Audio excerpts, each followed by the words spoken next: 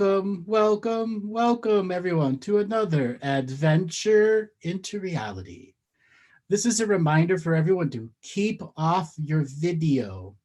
We've had a number of people who don't realize your video is turned on and they're naked in their living room. So all those people who keep turning your video on, turn off your video. We've had enough flashers for the last a while. Just a week or so ago, 2 weeks ago, the way the show begins, the first clip of the video before I come in is what the video on YouTube picks up. And it's a guy on his couch with long white hair, and his name is iPhone. And he is naked on his couch, drinking a cup of tea. Okay? So please, Francesca Brando, turn off your video. And we are going to be having a unique show once again today, as no one should have their hand raised because I didn't tell anyone to raise their. Oh, look at that. Only one person has their hand raised today. Boy, I got my audiences listening well today. I want to say hello to everyone out there that's not a flasher. As more people are turning their video on. All right, I'm going to read my little bit of an opening speech here. All right.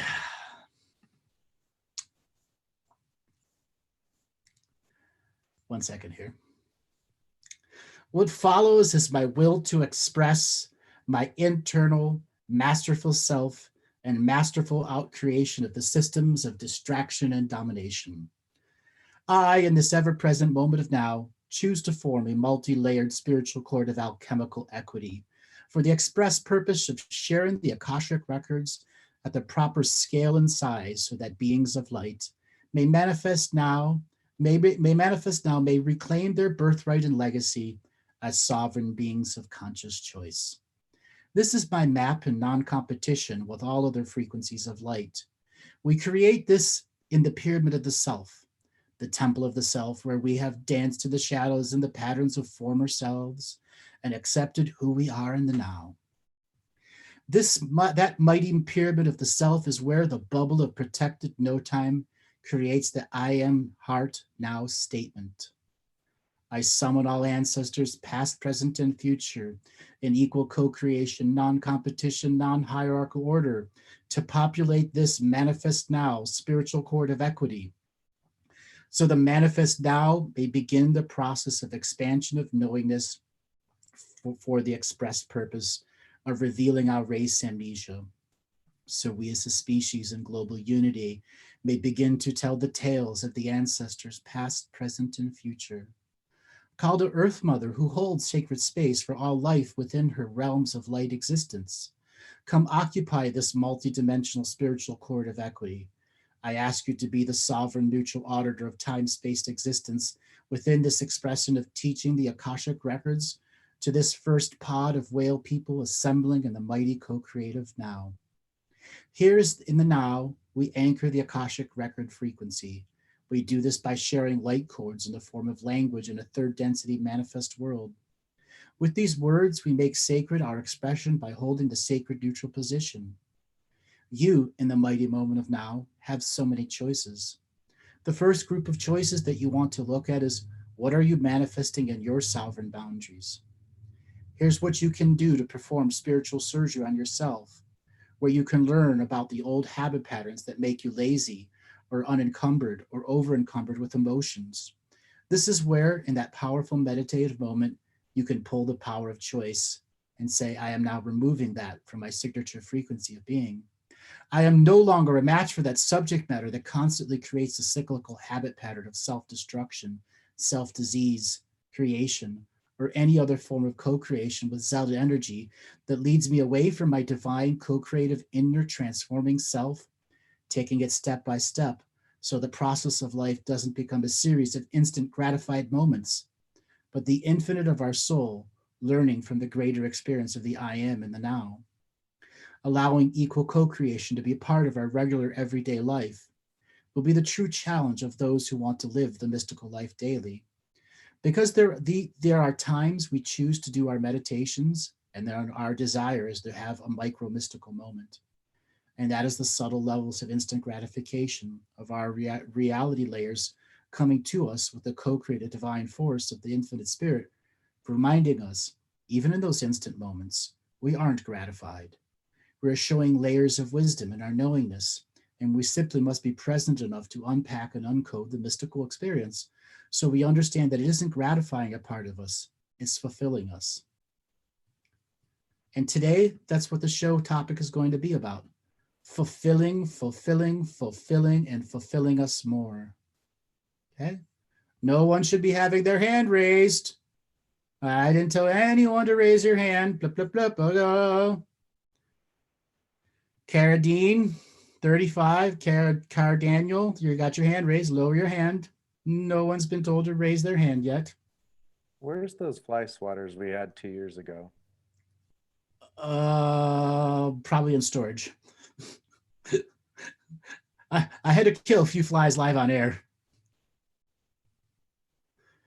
So today's topic is, are you ready to change today? Teachers not cranky, teachers enforcing the rules. Okay? So I want everyone that's here right now, that's live with the show, to head on to the chat room and ask yourself, are you ready to change? And what is it that you want to change in yourself?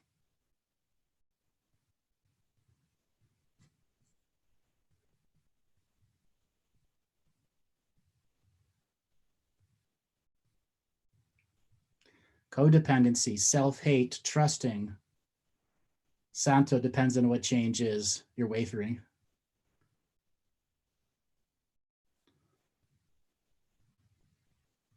Self-sabotage. A lot of very common concepts. Okay.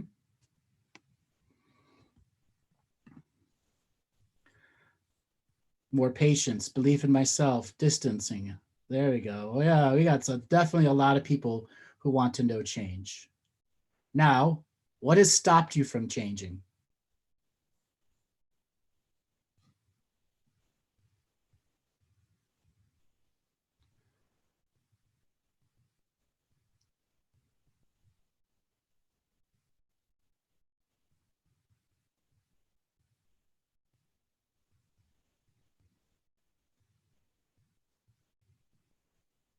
A lot of stuff.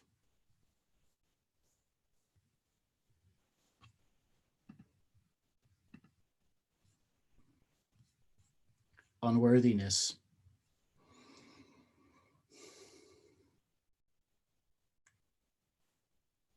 And now the last question I want you to answer to yourself is, can I maintain change in myself?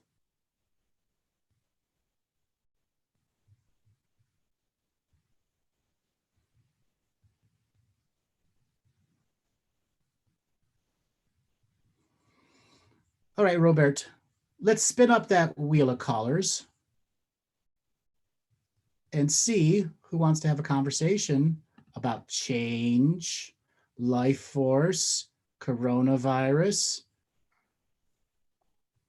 Okay, I'll get Greg. He was the first one in. Greg, are you there? Yes, I am. Hi, where are you calling from today? Glendale. From Dandel? Where's that? Glendale, California. Glendale. Welcome to the show, Greg. What did you want to talk about today?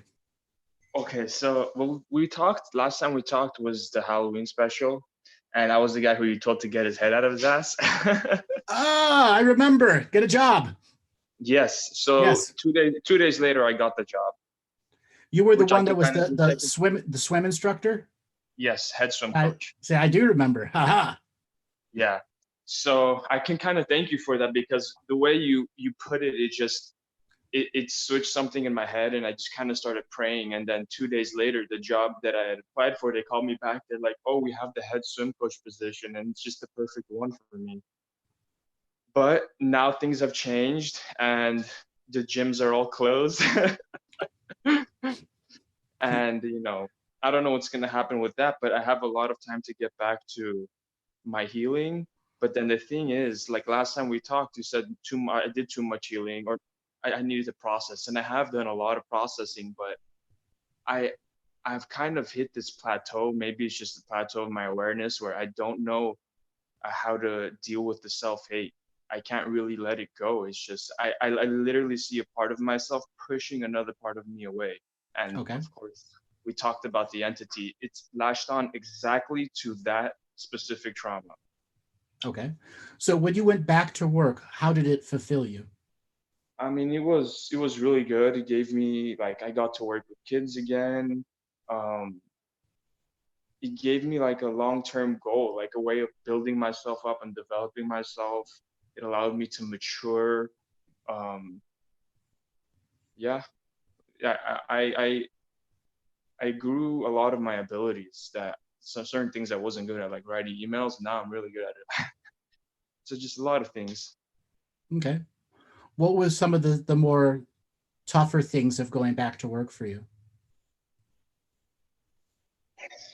Dealing with certain authority figures where I don't agree with decisions being made and not being able to like well, one of the things is I'm not getting paid what I'm supposed to be. I took the job at a cut because of the debilitated state the swim team was on. I came on, I essentially more than doubled the size of the swim team in the amount of time. And then I didn't really get the pay increase back to what I was supposed to be getting paid. But then at the same time, I don't agree with the ignorant decisions the leadership is making. So that's the struggle. Okay, I can understand that. And when did you lose your job? I haven't really lost it yet. Um, Okay. I'm still, Everything's just shut down though. yeah. Okay. What did it feel like when it was shut down on you? I couldn't really accept it. It's been difficult for me to accept this whole Oh, virus thing. authority again. Yeah, Come down to the authority. Then that's the work you got to do on during your coronavirus vacation. yeah. I've been trying to do authority work for a long time. It's just I it's difficult. Like I have this specific pain in like a psychic pain in my spine. I know it's authority. I've tracked all that stuff down. It's just I don't know. I feel like I'm resistant to healing at this point. Maybe you can explain that. Well, where did your anger with authority start from? I mean, obviously childhood and it was a pretty bad circumstance. I don't know Mhm. if I can get how specific I can get. It's just I never got my way, and I was kind of told to do everything. Like the Mhm. best way I can explain right now. No, I grew up in a Greek family where everyone has 10 PhDs. Literally, that's what they believe. Yeah. Okay. You got to get over that. Well, the thing is, it's like I want to let go, and I can almost sit down and try to disidentify from my ego as a whole at almost any given time. It's just there's just fear of letting go, if that makes sense. Because you won't be in control anymore. Right. Your need to be in your problem with authority is control. Right. So it's I need to be in the authority, Correct. not necessarily with other people's decisions. Correct. Okay. That makes sense. So I have to let go of the fact that I'm probably never gonna No, no, necessarily. no, no, no, no, no, no. That's self-defeating in itself. You Well, have to let go of having to take control of all situations and have authority in all situations. yeah, but everyone else tends to make the wrong decisions. No, that's judgment. But then you have to have good judgment. That's that. I think it's that No, kind of. you create conclusions and not judgments. Conclusions are open-ended, judgments are not. Right. So I Okay. have to let go of control. But the thing Mhm. is how do you do that? Very carefully. It's unraveling why you have to be in control in the moment. Why do you have to be the leader who has all the right answers? Because if I'm not in charge, then I'm not being considered whatsoever. Or flip the frequency on it. I'm allowing to others to be in charge so I don't have to have anything within me challenged. Say that again. Hold on. I don't have to be in charge in this moment, so I don't have to have myself be challenged. I choose to be non competitional. There's always a way to flip the frequency on the conversation with yourself. Right. So what is another reason of why you have to be in charge in the moment? It's like a feeling like I have to take responsibility for other people. I think that's what it's always come down to. When anytime I've healed and found connection with myself, it's always responsibility issues, me feeling, okay, here's what it is. Let me backtrack a little bit. So I spoke to you about shrooms, right? Yep. The reason I didn't let go at that point in time is because of what it means to be your own, God creator. And the negative meaning behind it is, for me, and the reason I couldn't let go is because then I have to be responsible. It's like I have to be responsible for all of this. It's almost like a self-blame at the same time. And then but you flip the frequency on yourself saying, I have to be responsible for everyone. Find the language in your own voice to flip that frequency.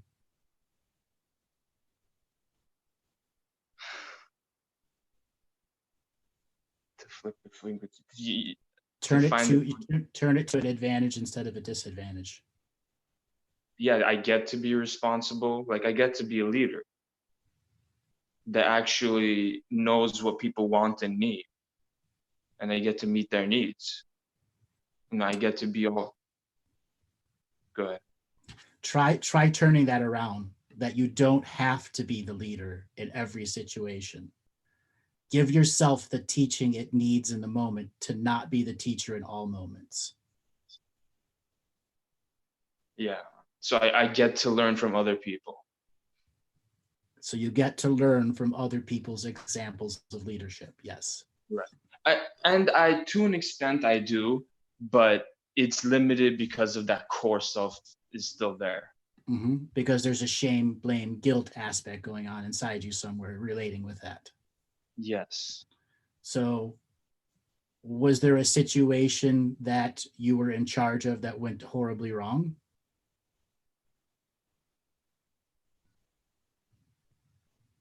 I mean, in your past that created a trauma? The only trauma, I only have one specific trauma of guilt, but I don't see how it would relate to this. What is it? What is it? This one time, this kid wanted to go down a hill on the bikes, and I just felt a sense of fear, and he went and I didn't. And I felt guilty for not going down. And also like he hit a tree when he went down. And I kind of got really scared. I mean, there were people there, so they were doing a picnic there. So there was someone there who immediately attended to him, but I got scared. Like I don't know how old I was, but I kind of went away. That's the only sign. That and another time where I didn't want to hang out with someone, and he heard me tell my mom to not allow me to. I'm kind of cutting two stories right there. Sorry, I mixed it up a little bit. But the tree one, I don't know if you think that's it, or the other one where the other guy overheard me kind of not wanting to hang out with him because I don't even want to tell that. Should I tell that story or? Say it. All right. So this kid asked if he wanted me to go over to his house, but I didn't want to because it always smelled, and I'm pretty sensitive to smells. And I just didn't want to hang out with him. So I went inside and I asked my mom to not allow me to go play with him. And the window was open and he heard everything. And I was like 7 years old or something. And my mom was saying yes. And then I'm like, no, don't let me. And then he totally heard everything. And when I opened the door, he's like, what was that? And I kind of gaslighted him for a second, and then he kind of went away. But that was definitely, those two things are like, if there's anything I have guilt about, is those two. But that actually does relate to you taking charge of any scenario, because you got caught in the past one and you couldn't lead yourself through. Okay. So those are the two situations. They have others. They all connect to everything here. Yeah. And part of you felt so bad for doing that in the moment you're never going to put yourself in a situation where you couldn't take charge of a scenario. Yeah. Okay. That happened when I first started working at the Y. It died down later, but when I first started working there, the self-hate started kicking up to really try to prevent me from taking charge again. I understand that. So your inner work during coronavirus is to get in contact with your type A personality that has to be in charge. Yeah. And you got to let it talk because it's a talker. And you got to write down what it's saying and then allow the I am in the moment to come up with the counter frequencies so that you don't have to be in charge in every minute of every second of every moment. Yeah. Okay. You can learn from other people, allowing them to have equal time on stage so you don't look like a narcissist even though you're not. Yeah. Okay. And I do my best to allow that, but you can only allow it so much with conscious willpower. It has to happen at a deeper healing level. And that's why the inner work is done in ceremony, so on and so forth, in ritual, in which you have your notes from ahead of time and the inner work that you've done. Okay. So you're saying I can return to that level of healing that I was doing with the same amount of meditation? No, you went way overboard last time. And when I told you you had to, go to work, you did. You did way, way, way too much. You gave up on the other side, and you can't give up on the other side again. What, You've got to what learn do you mean to I gave up on? You gave up on the normal human side as you went so far into spirituality. Right. Yeah, I don't recommend anyone healing from morning to night. Right. It does not get you anywhere, ultimately. Yeah. Okay? So you've got to figure out how to balance that, really balance that. So what do you recommend as far as the amount of time I should allot every day? No more than 2 hours a day. Okay. Okay. And an hour in the morning and an hour in the afternoon, or 2 hours max. Even 2 hours is still too much for you right now. Okay. Okay. So ease into it. Yes, ease into it. But you're all on lockdown. Okay. So there's going to be inevitably a day you do more, you do less, or whatever is going to happen. Okay. And don't beat yourself up about it, but learn to have non-spiritual fun. Of course. Okay. Yeah, I do. Oh, also, thank you. I do a lot of reading now. I finished the Witcher series, and now I'm starting something else, and I'm reading some spiritual books too. Good. Okay, if you haven't read any Carlos Castaneda, pick him up. He's a great read. Carlos Castaneda? Yep. What genre? Spirituality. Okay. Okay. Yeah, he's spirituality. All righty, I got to let you go and move on to my next caller. Thanks for calling back. Okay, definitely. Thank you, Andrew. Thank you. All right, you're welcome. All right, Robert, let's spin up that wheel of callers and see who wants to have a conversation with me today. Okie dokie. Next caller will be Ardenisa Austin. Ardenisa, how you doing? Where you? Great. Where? New Zealand. Welcome to the show. What time is it over there for you? It is. Look, it is about 11:30 in the morning. Ah, we got you on a good time. So how are you doing today? Oh, Andrew, it's so good to talk to you. Look, I spoke with you about 6 months ago last year. And I was just before going on we had a private talk. It was just before heading to Nepal to do some trekking up in the Himalayas. And do some Vipassana over there. But in our conversation, we were able to talk about some of the work I was involved in when I was in Brazil, which involved children from another planet. Working with planet, we ended up having 4 children on planet Kiris, and we were talking about how there were a number of other people who were involved in doing that.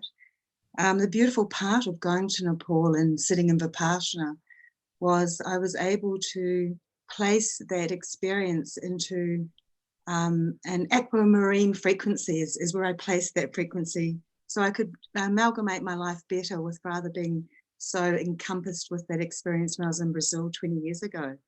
So lovely to talk to you again, and just to give you feedback of where I am today, and in these times of coming together and growing in all our wonderful facets, you know. So thank you for your counsel 6 months ago.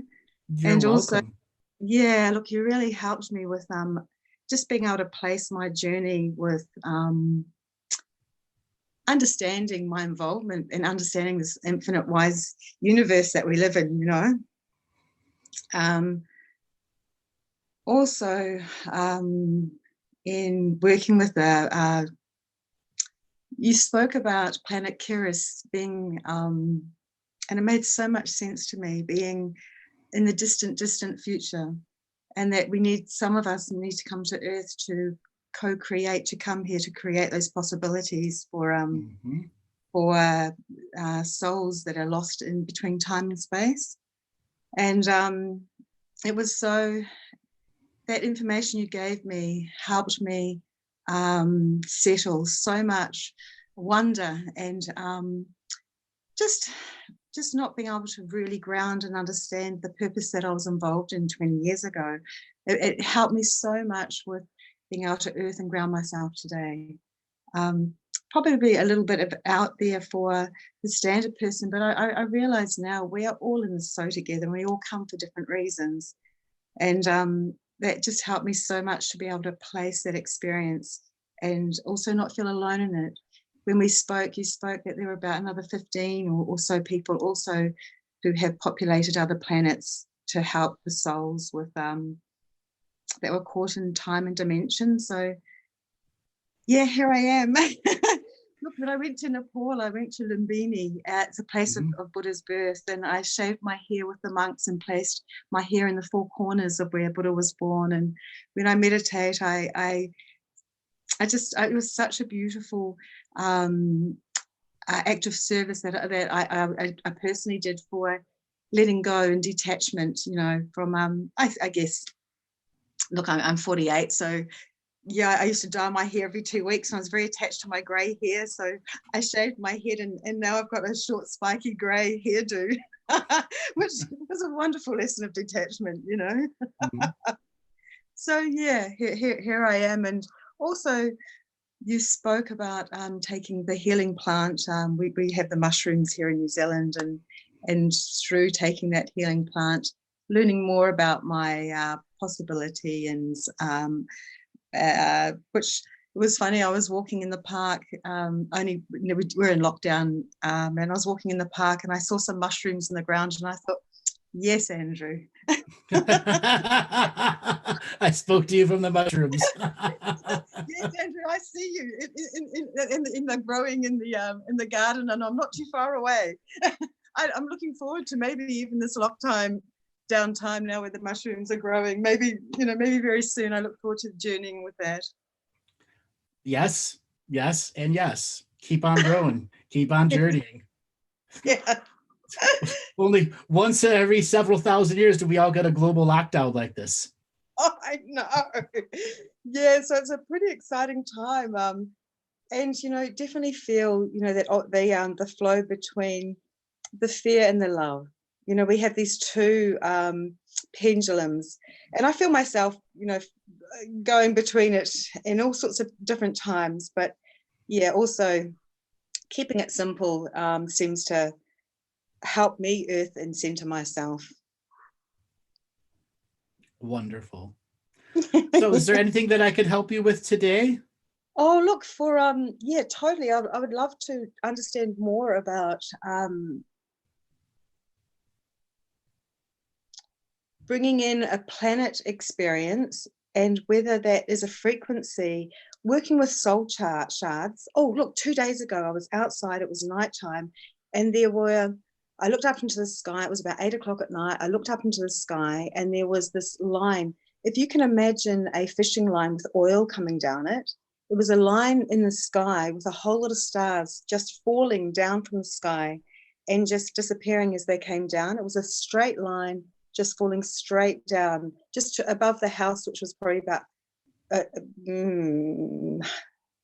200 meters away.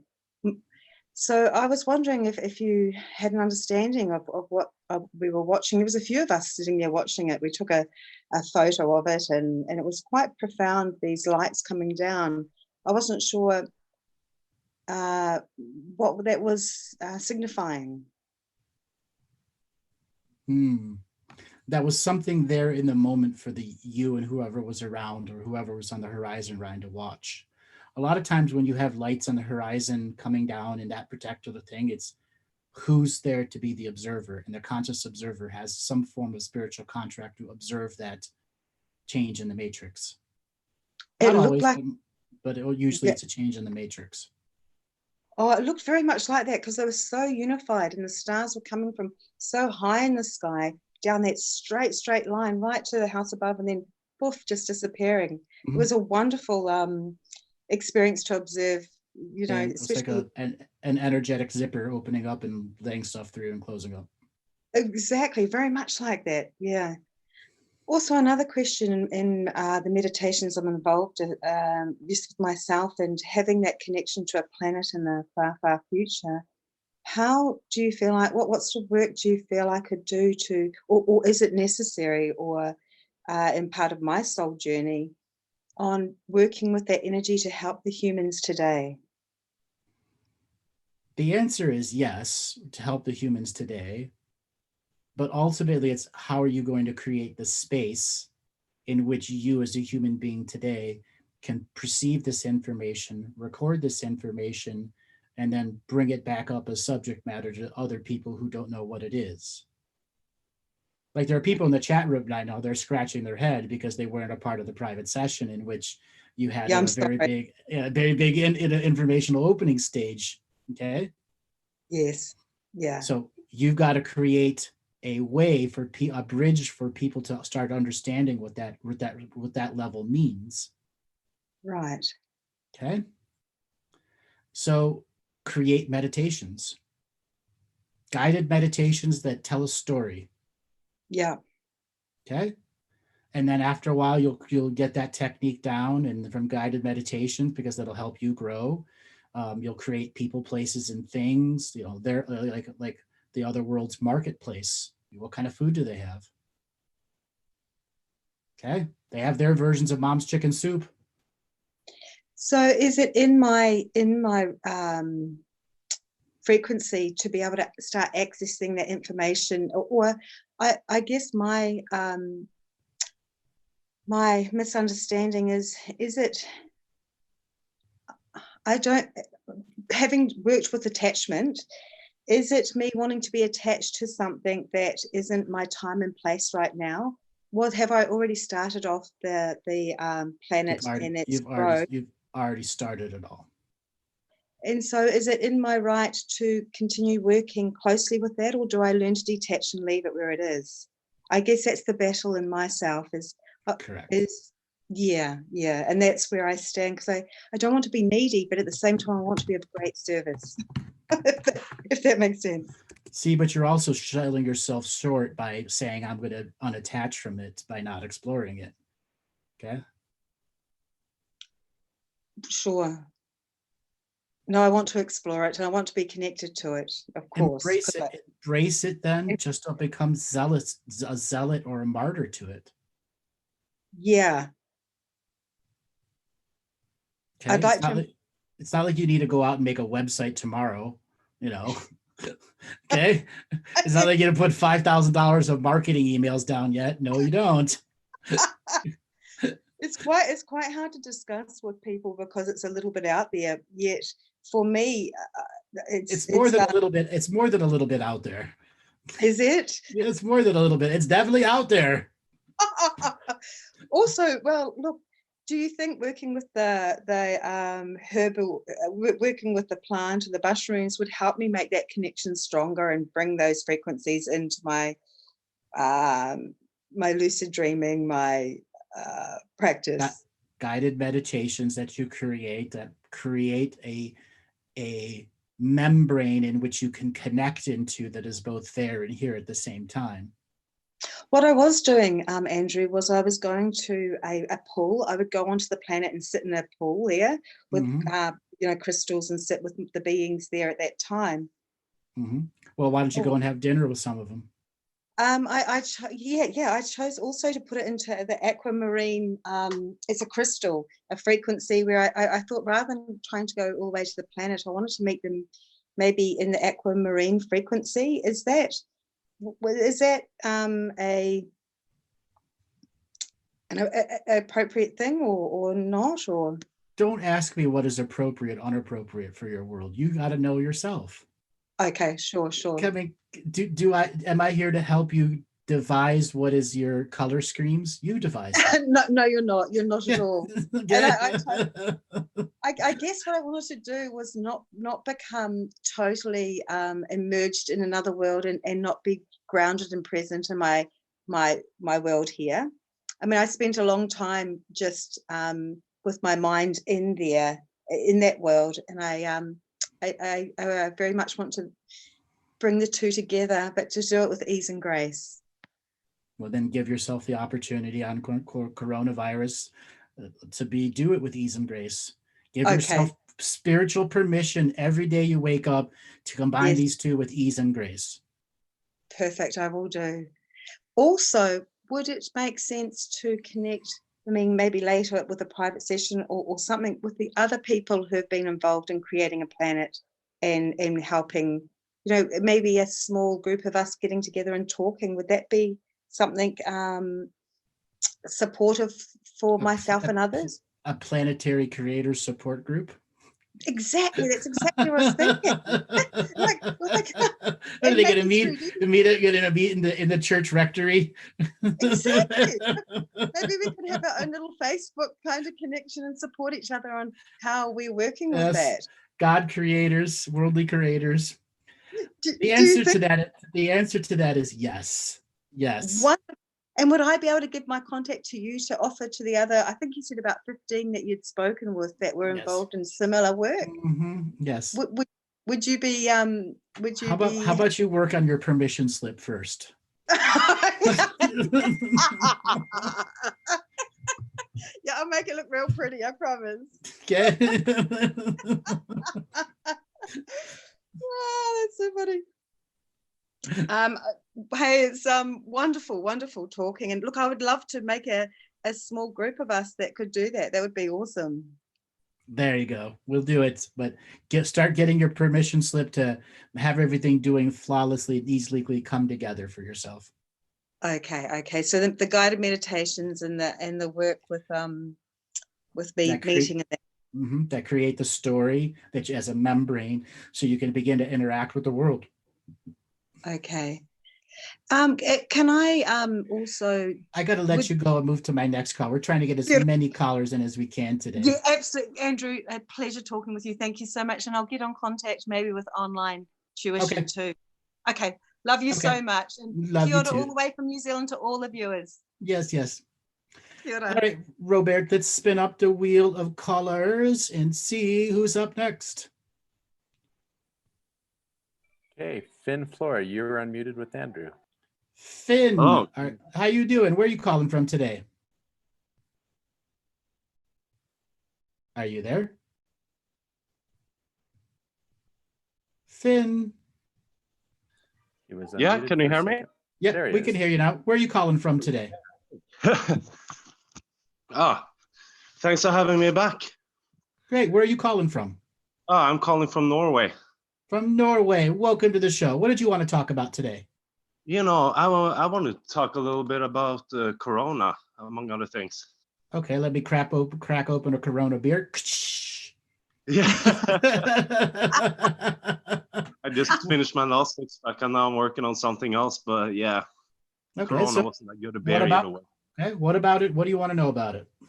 The thing is, after all that is happened, I don't know if you remember last time I talked to you, you gave me an advice about returning to my inner child. Yes, I do. I'm the chef from Norway, I had the spatula up my ass and all that stuff. Go back, listen to comedy, and also work on my physical health, about relaxing. Yep, the boss you didn't like either. Say what? The boss that you didn't like. Yeah. All of that stuff. I remember. Yep. Yeah. And also that the funny thing is, I was about ready to go back to work again. I kind of sorted that thing out. And then I was ready to go back to work, and then suddenly this Corona stuff just hit. So I just went straight out to, okay, going into quarantine. Hey, okay. Also, like the hermit coming down from the mountain, I'm like, yeah, I'm ready to socialize again. And then suddenly this hit, and I'm like, oh shit, So, well, okay, I guess I'm going back up the mountain again. Or you got to stay quarantined in the city. Yeah. There's going to be there's going to be a lot of people who want you to cook for them because they can't cook. Okay. No, that's the thing. I just invited somebody over for a Saturday, and they're all like, no, we don't want to get sick. And I'm like, no, I'm not sick, and I crave company, so. And everybody's really paranoid about this thing, but the weird thing is for me that I've never been more calm. And now that's the weird thing, and I'm actually feeling a bit bad about it because I actually feel quite good about the entire thing. I actually feel almost like it's a really good, positive thing going on, and I can't really talk about it to anyone because they always, they won't take it the way I actually mean it, Well, I believe there's a lot of positive things that are going to happen during lockdown, coronavirus. Even though there are people going to be dying, there's still positive to be understood here, positive to be had here. And it can be looked at as the glass half empty, the glass half full, or the glass empty and it's full of coronavirus. Yeah, exactly. So we all have to understand we got to make it what we want to make it. Okay. Yeah, exactly. Okay. It's like being stuck on high school detention. You can still make it a fun detention. You can. Okay. I only been to detention once, and I loved it. Okay. And this isn't detention. You're stuck in your house with TV and internet. Jesus Christ. Yeah, and I got the forest out there. I'm smelling of a fireplace right now. I've been out in nature all day. I actually enjoy this time, and there's hardly any people anywhere. It's for me, it's great. I've been cooking a lot. I've been experimenting. I've just been kind of enjoying this. To tell you the truth. Well, maybe you got to make a cooking show. Start putting online for people. What? Did I lose you? So that people can. That you can see, like maybe every day at noon, or they'll come to you for a breakfast show. Yeah, interactive cooking or interactive. Right, that's huge. That's huge in Korea, where all it is a person in their kitchen making a meal, talking to 5,000 people. Yeah. Maybe I'm gonna have to do that if I can't get people over here to actually, because I'm dying to cook for somebody. Do it online, and then you can start smell-o-vision. Yeah, smell-o-vision. Can you smell me cooking this? Okay, can you smell me cooking this? Yeah. Okay? But yeah, Andrew, you're all into this technology and stuff. Is this some kind of hidden technology? Does that actually exist in this reality? You can actually pass smell through internet? No, there's no smell-o-vision. I made that up. I'm sure some. So there's no like Illuminati bunker somewhere that got smell-o-vision going. Right. Get down. Smell-o-vision. Yeah. Oh. Robert, we got somebody else has got an open mic there. All right. I'm sure there's some Illuminati person somewhere got smell-o-vision. It may not work. Yeah. With the goats. Everything may smell like chicken. Yeah. Oh my God. But that was kind of the big question of this, because I feel like the interactions I'm having with other people are usually about finding the bright side. Every time I'm just like, yeah, but now we get to do whatever we want. We get to hang together. Now we're getting to do stuff. You can't. The thing is, you can't hang together with everyone under quarantine. Yeah, exactly. It defeats the point.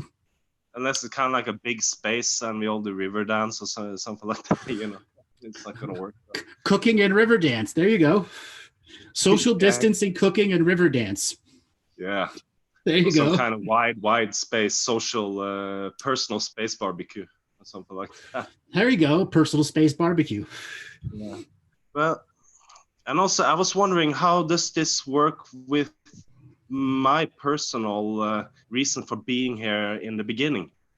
Because when this kind of hit, I was like, oh, it was like I felt, okay, oh, this is my shot. And I was like, okay, what's the shot? And I was wondering, does this go to some kind of bigger purpose, or is it just me playing tricks on myself? I don't know. Well, you're not playing a trick on yourself right now with coronavirus. It's real. So you tell yourself it's real. Oh, yeah. Okay. I was And ultimately, thinking, the situation for you here is, well, what do I have to do now for myself to be successful even in coronavirus? And challenge yourself daily. What small goals can I make that I can reach out to a community of people who are stuck in their home, binge watching TV over and over again? Yeah, that's the thing.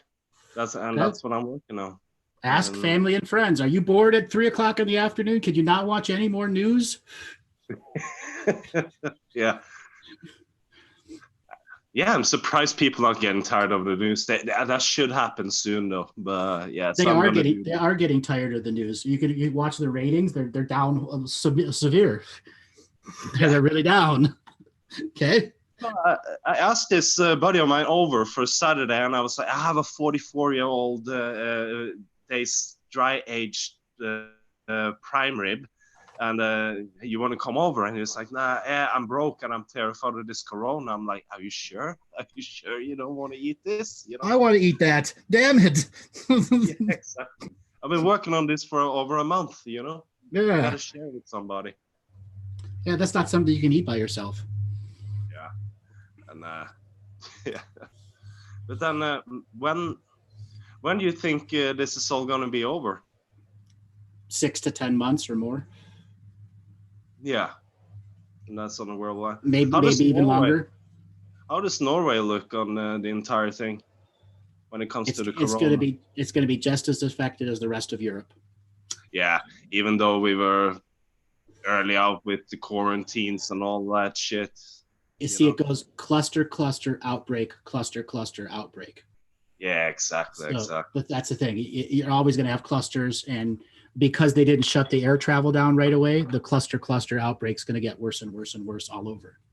Yeah, exactly.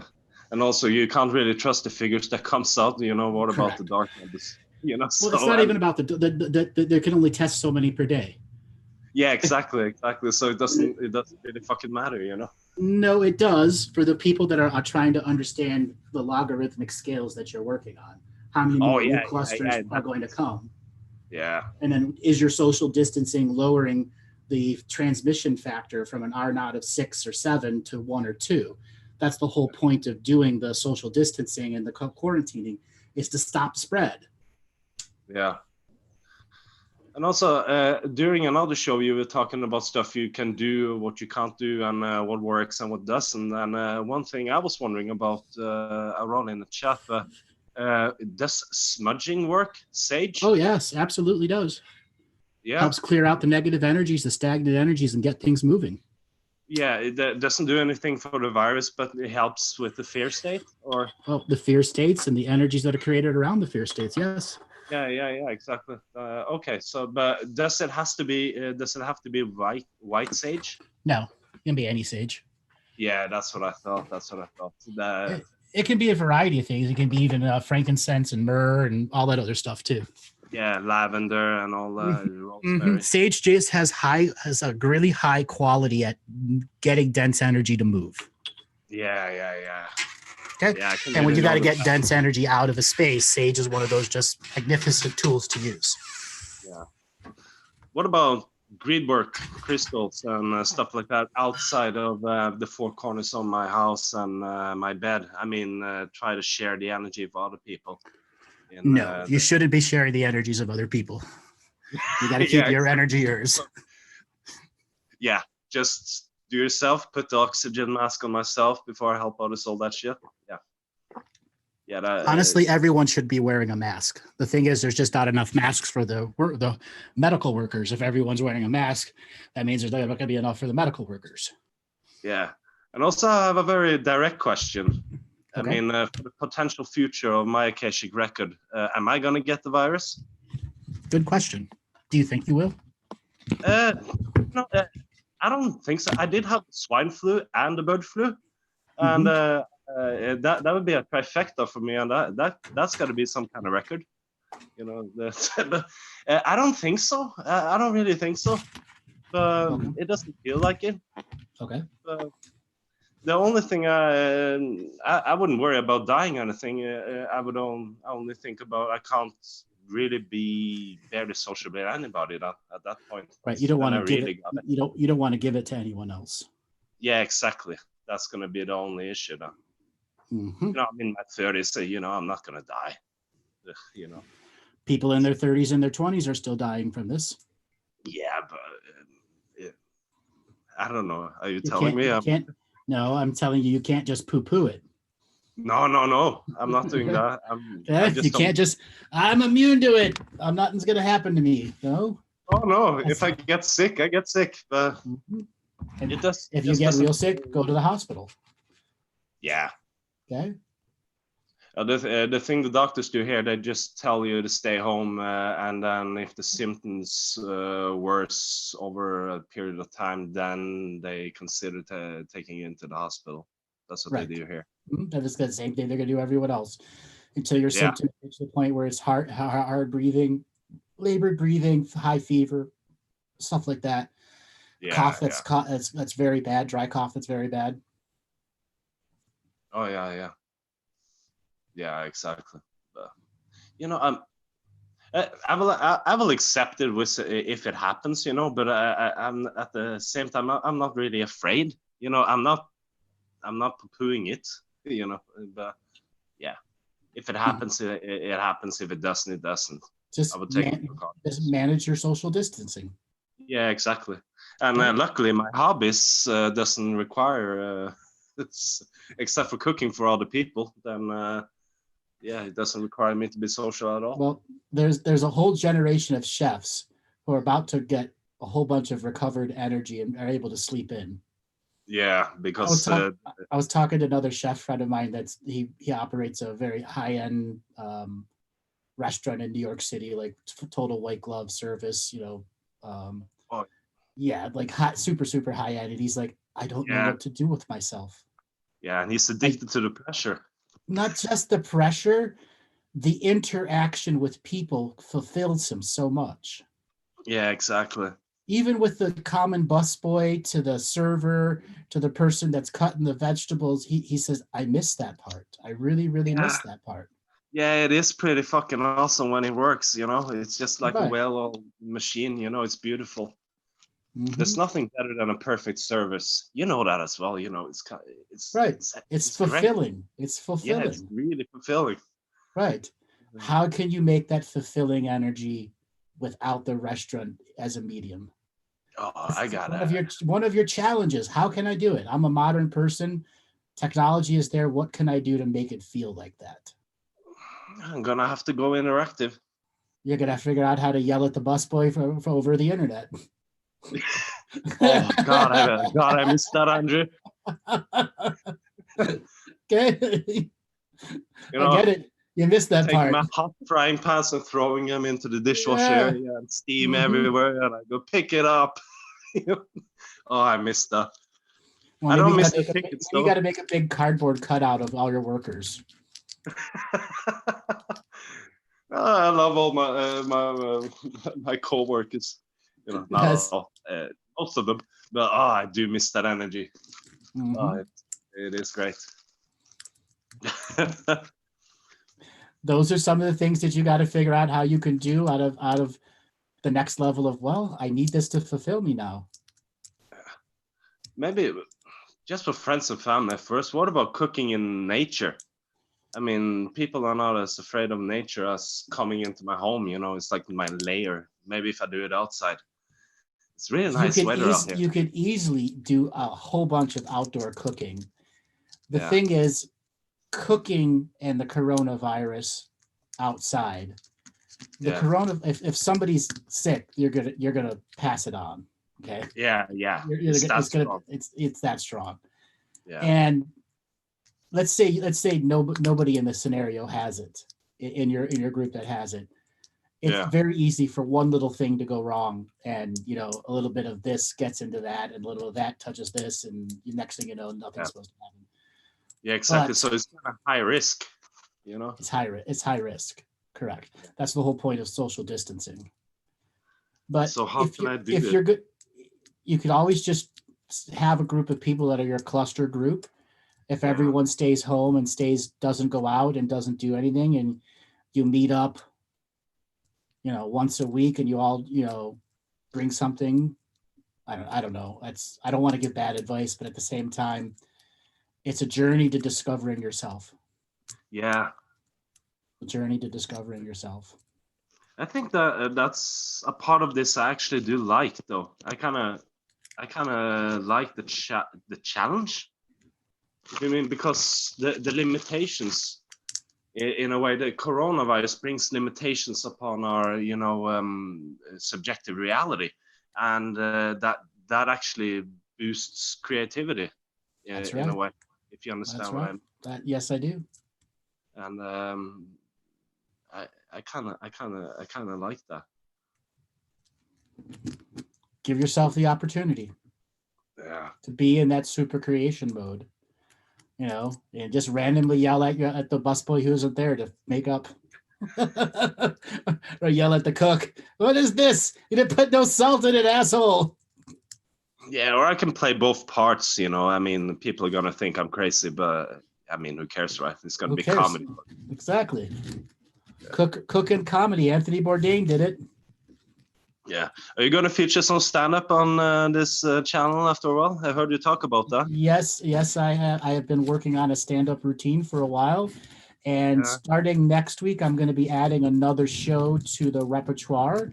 And that's going to be a show about intimacy, sexuality. And then a week after that, probably I'll be doing some kind of comedy show or economics show. So as the coronavirus quarantine gets more and more, I will be doing a show more days, probably 3 days or 4 days, or maybe even 5 days a week. I'll be introducing people to other presenters. So you'll have lots of stuff to do. Oh, yeah. That sounds awesome. Maybe I'll work on my 5 minutes as well. Yeah. So Monty Dean's going to be doing the comedy shows with me. He's been on a bunch of times. Yeah. And the goal there is to just break it down, is whatever we can poke fun of in the moment. Yeah. None of that political correctness bullshit. We're all locked inside now. We're all in the same boat, so it doesn't really matter now. Either way, Exactly. Exactly. All right, Brendan, thanks a lot for calling. Let me move on to the next caller. Thank you so much, Andre. Nice talking to you. Yeah, good talking to you too. All right, Robert, let's spin up that wheel of callers and see who we get up next.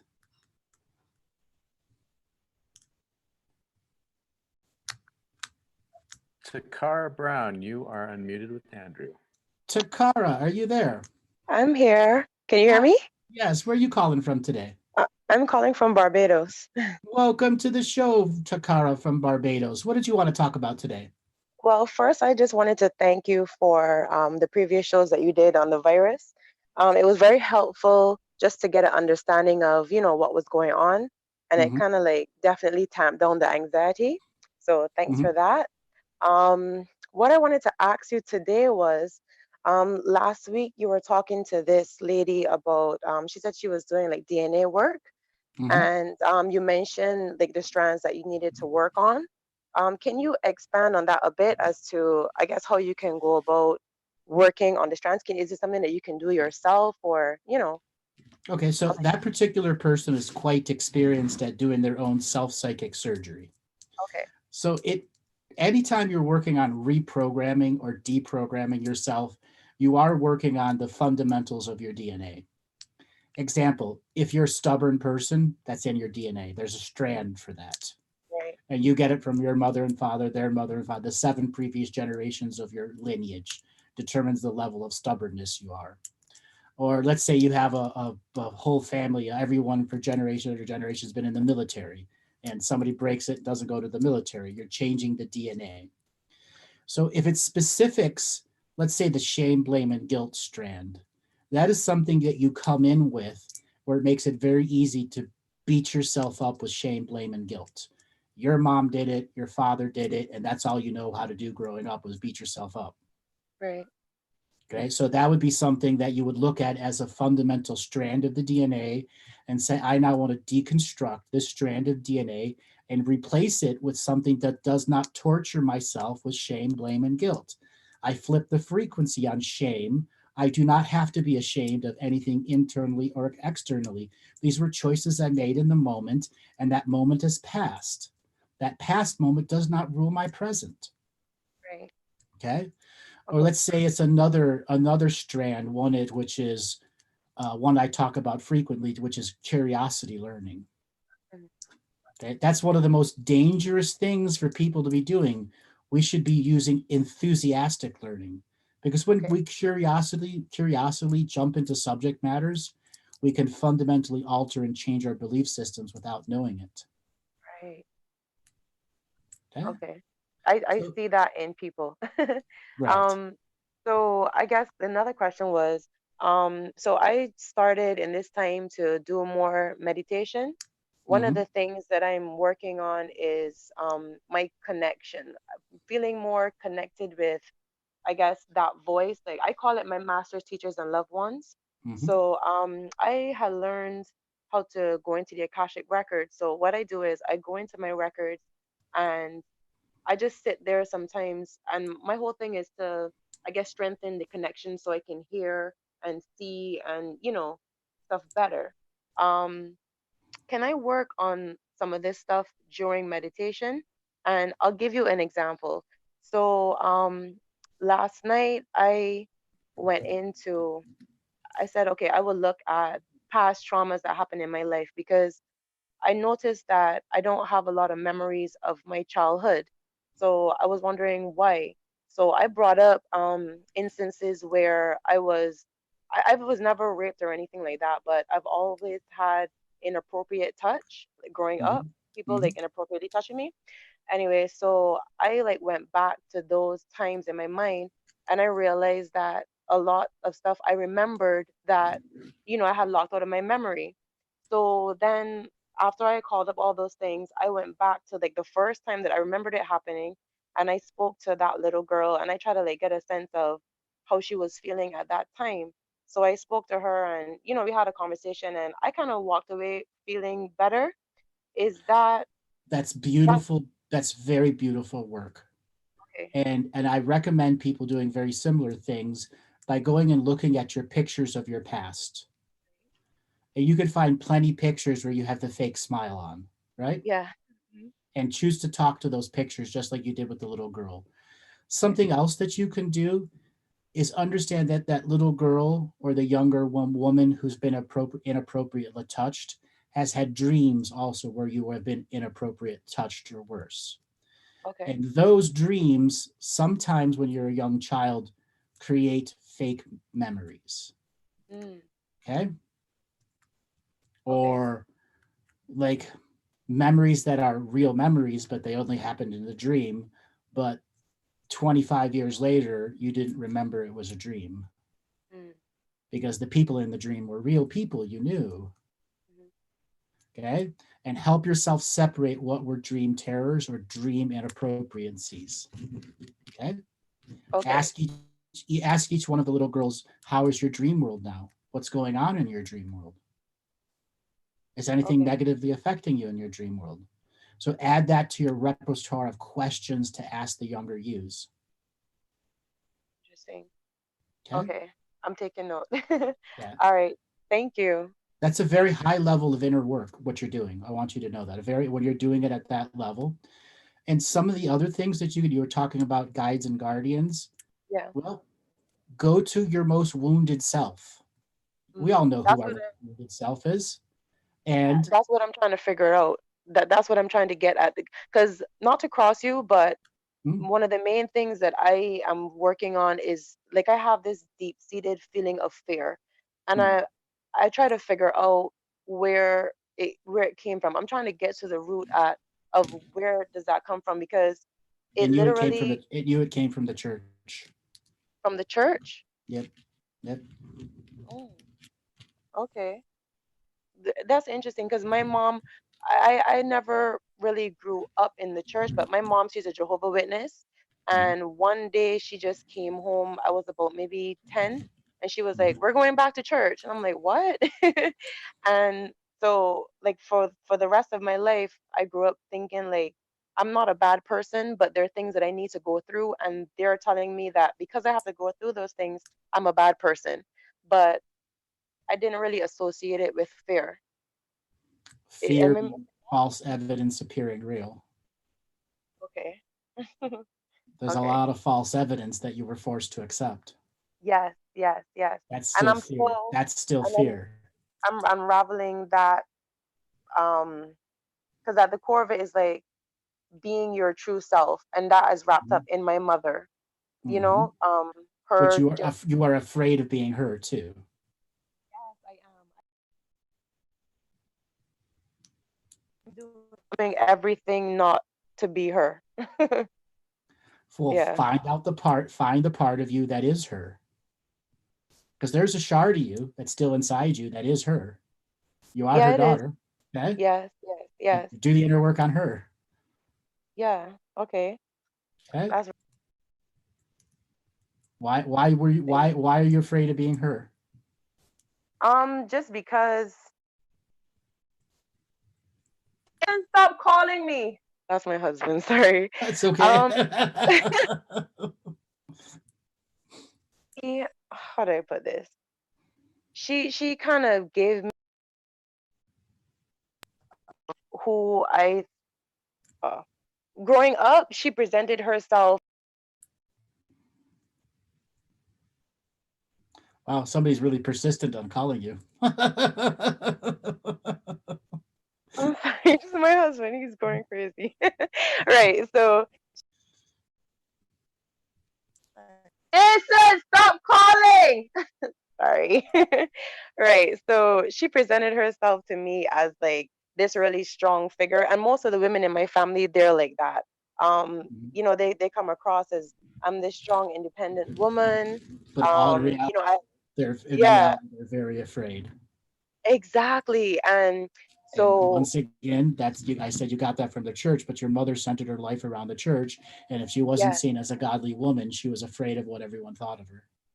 Exactly. And along with that came with like her pretending to be my rock, but her still not standing up for me.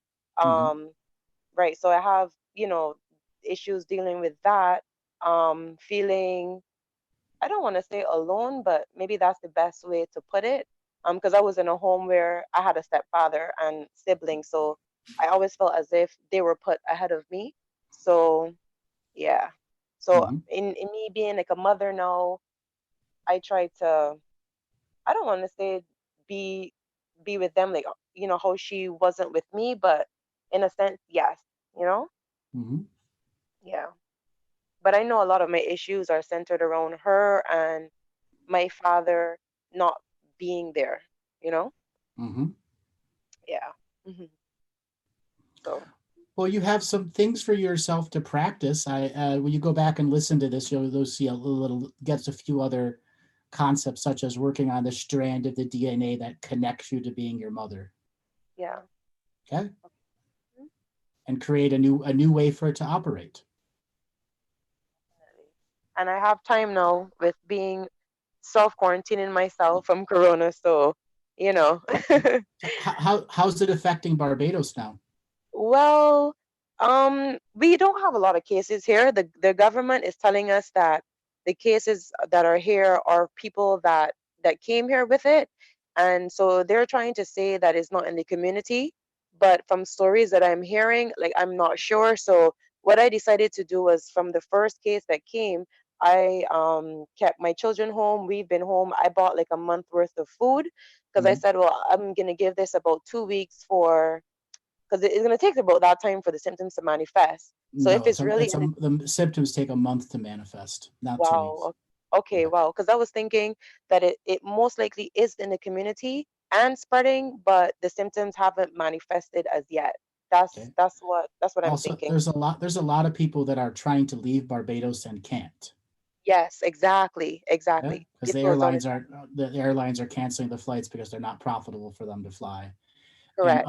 unfortunately, it's just a matter of time before all world air traffic is shut down for a month or two. Yeah, I can definitely see that. And There, Barbados is in for its own challenge because it's only got one hospital. yes, yes, Okay, it's in yeah, for a challenge. It's really in yeah. for a challenge, and I don't envy anybody that's going to be there in the government that's going to have to, deal with the fact that you got to shut down all the churches, all this. Okay, Barbados is very social people. I mean, I lived there We for are. 2 years. I lived there for Yeah, 2 years. So, yes, and then the amount of damage that's going to be done to the economy there, it's going to be correct. its own form of its own economic disaster. The people are going to have to come together. We are not there yet because we are still not understanding social distancing. It's a joke really because they're saying, okay, well, we can only gather in 25 persons, so they'll let 25 people in the supermarket, but 200 people are outside congregating together. So it's I'll like, all I'll right, I'll, I'll liven it up. exactly, right? Okay, I'll We're, liven it we're up. still Exactly. we're still in oyster's on the weekends. Right. We're still at the rum shops. So and then I heard the government in a kind of way already laying down the foundations for, well, tourism is shut down. We can't pay our bills, so there's no money for you guys. Like how the rest of the Yeah. world are doing. They try to send out checks. Mhm, I hear them laying on that foundation, so I know it's gonna be rough. It's gonna be rough here. It is. mhm. Start a garden. I am actually. I put the Big we have, as basic can be. Chase away yes, the monkeys. yes, Okay. yes, yes. We already started fixing the yard. Last week the kids we got rid of all the weeds and we're gonna start the beds and Mhm, we're gonna go and buy the stuff. But we're having a good time though. The mhm, shit hasn't hit the fan, but we're really enjoying being home together. We're having family dinners and mhm. I'm enjoying it. I Good. really am. Enjoy every part of it, and I am. to technically the shit has already hit the fan. Just Barbados is not up to spar on Okay, the fan or correct. the shit just yet. Yeah, definitely. Okay. Definitely. Yeah. All right, Diane, I gotta let you go and move on to my next caller. Thanks for calling Thank in. you. Thank you. You're Okay. welcome. Bye-bye.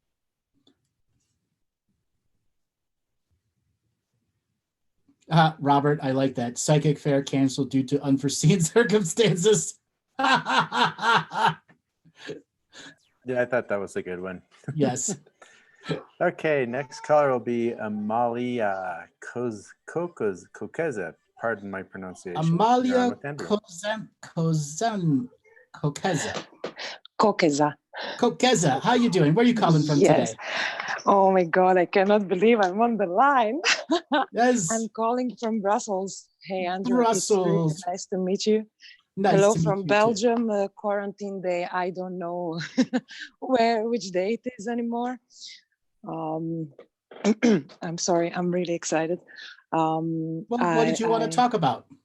I prepared 4 questions that I had in my mind. One was about me particularly. I had been facing some kind of pains in my left side body. So I was wondering what you could say about that, because I'm connecting it to my shoulder injury that I had. So I was wondering, and Okay. of course, in this whole Corona situation, I'm wondering what is your view on where my profession concretely is going to go. I'm a musician.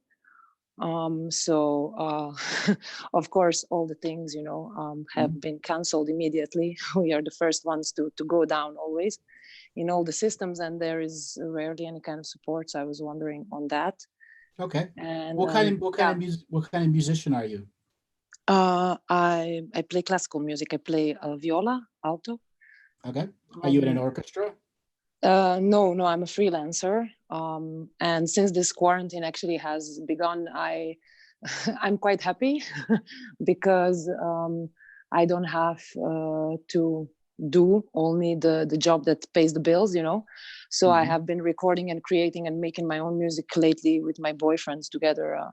we have been been in a spin. So because I always wanted to create something of my own, and something that has my mark, you know, that is going to leave my kind of signature, no matter whatever it is, good or bad, you know, out of the stereotype. So that has been my wish, and I've been fully onto it, because this Corona really made me aware that, I mean, fuck everything, let's just do it, you know. Yeah. But normally I'm freelancing in orchestras, different kind of settings around the country and yeah, Europe.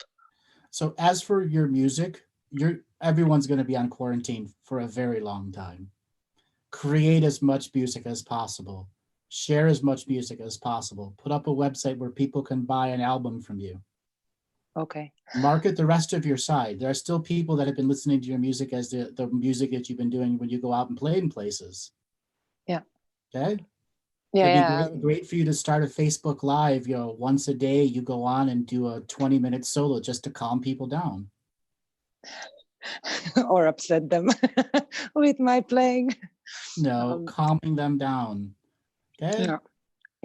Yeah, a lot of people has been doing that, and there have been different initiatives, you know, concerts live, stay home concerts. Yes, people have been gathering already, you know, and making stuff. The Berliner Phil gave all their content for free for everyone. It's really wonderful, actually, in one way, to observe it, what can happen when you're closed in home. But yeah, it's a strange situation, and I'm trying not to plan in super long term, you know, and just take the situation day by day as it goes, because yeah, the vibes are. So what's going on with the left side of your body? Is it something that's been around for a while? Well, currently, of course, none of it has been happening. I have not been feeling it, but like in past months, on my left side, like under my ribs, there has been a strange sensation. I don't know how to explain it. I was trying to figure out, is it coming from outside, inside or outside, you know, muscle feeling or not. So I connected it to my playing, because, you know, the position that you stand in, it's not really natural position. So if I don't warm up and don't cool down properly, it has a big influence. And I had a operation on my left shoulder. So I related that this can, you know, muscles, everything is related one to each other. So certain pains may be projected, that then I just make bigger in my head. You know, it's like, okay, what's happening there? I don't know. I couldn't really define it. I went to have an echography. My doctor sent me, but of course they couldn't really find nothing. Everything is okay. Well, the most important thing for you to start doing now is stretching every day. Yeah, I do a lot of yoga. You do more yoga. Talk to your yoga teacher about something that can isolate that side of the body that's in stress and pain, and see what you can do to give it more flow of energy and motion. Okay, cool. And then obviously you've made some association with the position of the music and the way it's unnatural.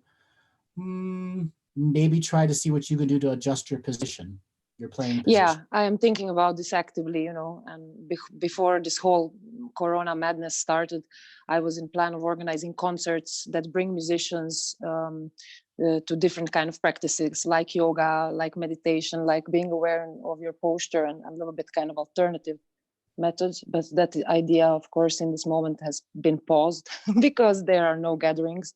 So yeah, it's important that I do pay attention. So yeah, I will try to do more. Okay, it's a good advice. Thank you.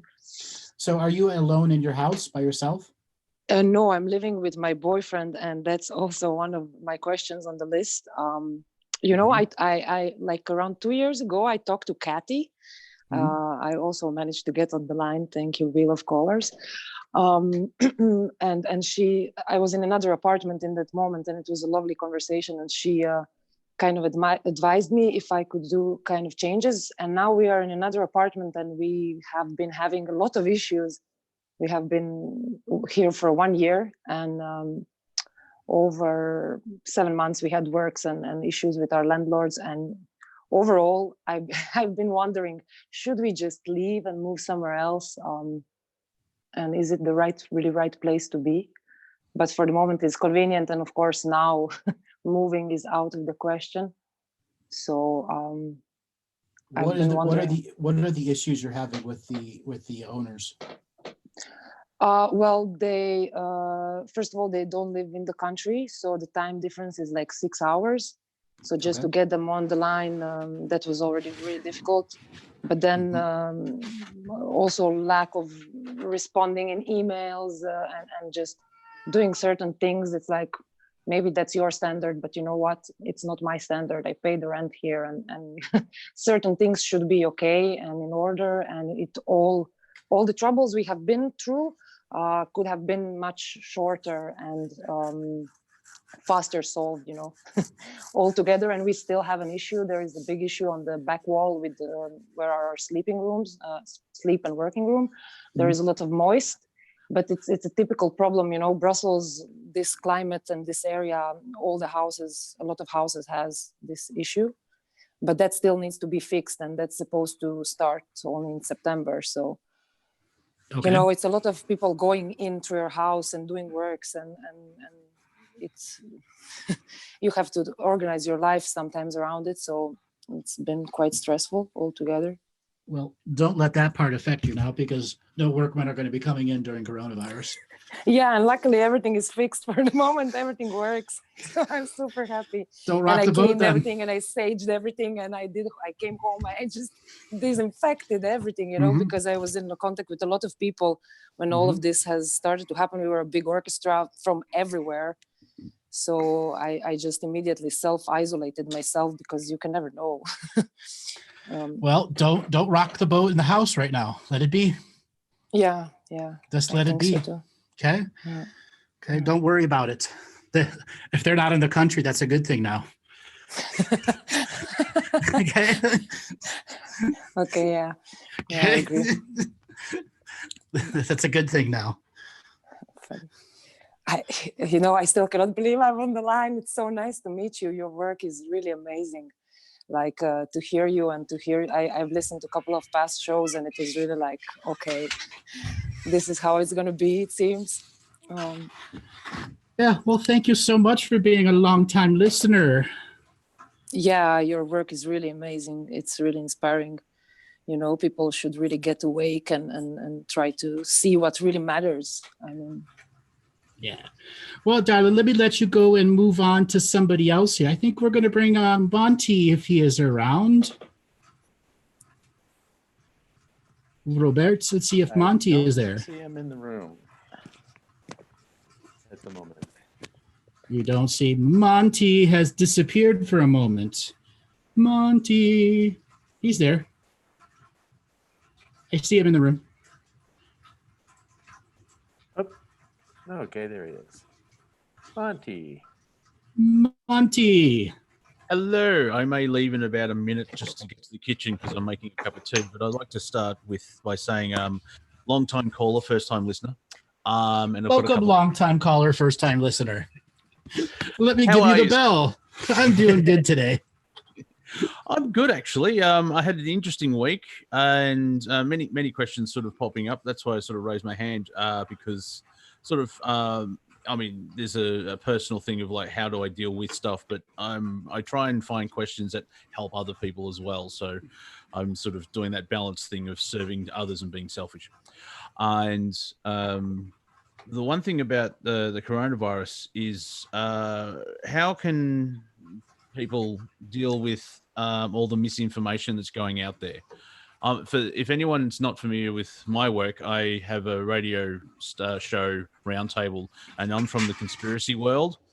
And I'm sure you've heard Andrew speak about the conspiracy world and how we've been looping for the last 7 years. I bring in your perspective where we'll survive this. They're still arguing about how it started. And I try and point out, it's like, even if it's natural, released or accidentally released, it really doesn't matter because we're dealing with it in the now. But I get sort of looked, you know, that fluoride stare that people have, like, huh? Yeah. It's audio, but I can hear that stare through the Skype. It's very fascinating, and it's basically, like there's a big change, and I won't say names, but I'm sure the usual suspects keep turning up and ignoring what I'm saying, and no, it's only these two, and so they're. Well, there's a question: are they trying to create a reality, or are they trying to deal with the true reality? Does that Good make question. sense? Yes, it does. Okay. So when it comes to conspiracy theorists, presenters, postulators, pontificating philosophers, or any other iteration of the word that I missed, they are trying to create their reality and get you to accept it. Yeah. That's the nature of presentation, right? Yeah, that's true. Because I'm tired of, I got very tired. Like I did an extra hour, it's like an after party this week, doing it, but it felt very draining, and my head hurt. Strangely enough, the human resonance was doing its thing at the same time. So like, well, thank you, higher self. That's just wonderful. But it's they can't accept the idea of like, there's a massive shift happening, and because we don't know what's behind the curtain, Team Dark, who knows, and Team Light, everyone just fills in the blanks from the last 7 years. And it's so annoying where it's either, Trump's going to defeat the virus in 17 days for Easter. I'm like, no. And it's either, actually, the title for my YouTube video was Virus or New World Order or Mass Arrest, your choice. And Or so, none of the above. Like last week, I gave a bet to everyone in the audience there would be no mass arrests this year. Yeah. $25. And I stick with that. Yeah, I think that's my personal question is, how can I deal with this constant roundabout? Because Stop allowing it to be roundabouted by other people's topics, sending you off structure. Okay, yeah, because one joke that I use is once you hit the 9th end of the world, you get your 10th end of the world free. Because everyone's been putting dates and they put forward, and it's like 9 predictions and your 10th is free. Yeah, that's the one. Yeah. Yeah, and it's like even now where this will happen, this happened, and just the whole thing about it's 5G that's causing everything, and it's a lot of people, I think that because they've been doing this for 10 years, that there's plans that a certain group want to turn it in worse than Nazi Germany in the 30s. They see this as an opportunity. Or that's all they've been talking about for 10 years, and they're just using this as another moment to put forth their ideas for people to believe in. Yeah, that's a better way of saying it. It's that they step into that moment of like, see, I was right, and it's like, well, sort of. And you're not right. No, you could say you're not right. You're not right. Yeah, you're no more right than anyone else right now. Yeah, well, actually, at the start of my show, I had that giddy moment. I think I tapped into the true comedian that I've been dealt with, the divine comedian, and I was like, I'm going to make fun of everything, and in a positive way. And there was that energy, and that lasted 7 minutes. Then it was like, no, this is what's happening, and like, oh, okay. And they had to rain on your parade. Yeah. In many colors. So here's a prediction for you. Mm-hmm. Don't let anyone rain on your parade, and you will be victorious.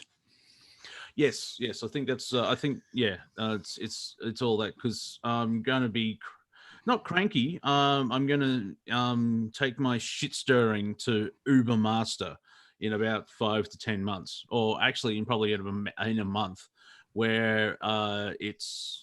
Because everyone's got this thing of like, there's no timelines really. I do have a question about Australia, but I'll get to that in a second. But the Prime Minister said this could be 5 to 6 months.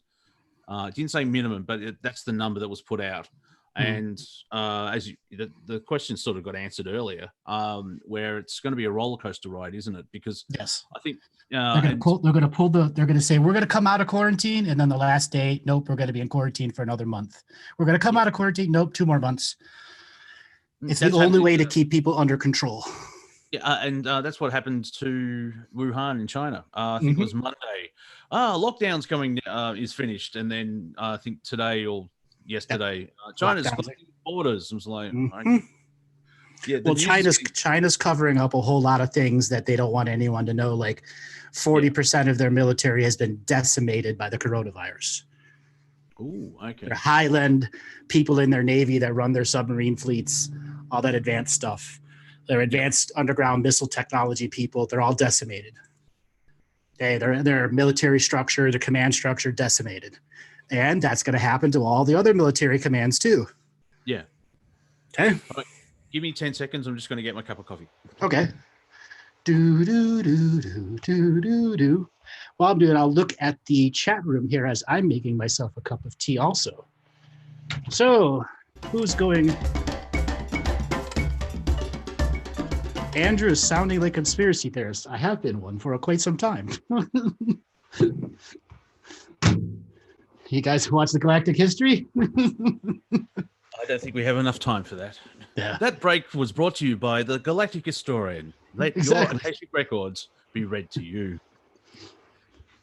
Where were we? Oh, the coronavirus. Yes. It's interesting because there's because we have talked about it where because people dealing with their own fear. No one listening in chat, but there's people going, oh, there's no virus. That's another factor of like no virus at all because apparently there's not enough deaths, or they've been saying most people that died in Italy wasn't from the virus, it was from something else. And I'm thinking, they're still dying. Like, what's wrong with you? Got a point. That's like I said, they're still dying. Like last week I said, is it a hoax if people are dying? Yeah. Oh, Okay. no, it's not. I'd like to clarify that if anyone takes that out of context. No, they're not. Yeah. So ultimately, we're at a scenario where as long as people are dying, it's not a hoax. And that's something that many, many, many of the people in the conspiracy world are simply just going to have to get over. You just can't call everything a hoax. Can't call everything this. You can't simply label it and define it and say it's only that. It's going to keep evolving and evolving and evolving and evolving and evolving. I think also they're projecting like they think the four horsemen have turned up and they've got travel, Scrabble, and pizza because there's videos of in New York where the hospitals are empty and all this type of stuff. And it's like, yeah, this is at the start. Like they hear that the death toll could be catastrophic. They think it's now and they don't see it, and so the brain just goes, no, it's not real. Like the Australian numbers are, I think we're 25 million population on the size of the United States. So social distancing. If anyone's been to Perth, that's distance. That's the most isolated city ever. And here in Victoria on Monday, we had 55 cases. On Tuesday, it went up to 466. So a bit of a jump. Because they're testing now. Yeah. And I think the last number I had, we've had 13 deaths. And for conspiracies, like, oh, that's not much. Yeah, but one's too many. And so, but there's still people all turning up. Like this weekend, it's going to be nice and sunny here in Melbourne, and we're Australians, and we like to be outside. However, it'd be interesting. They don't want to have full down military, martial law lockdown. Just stay inside for a while, a couple of months.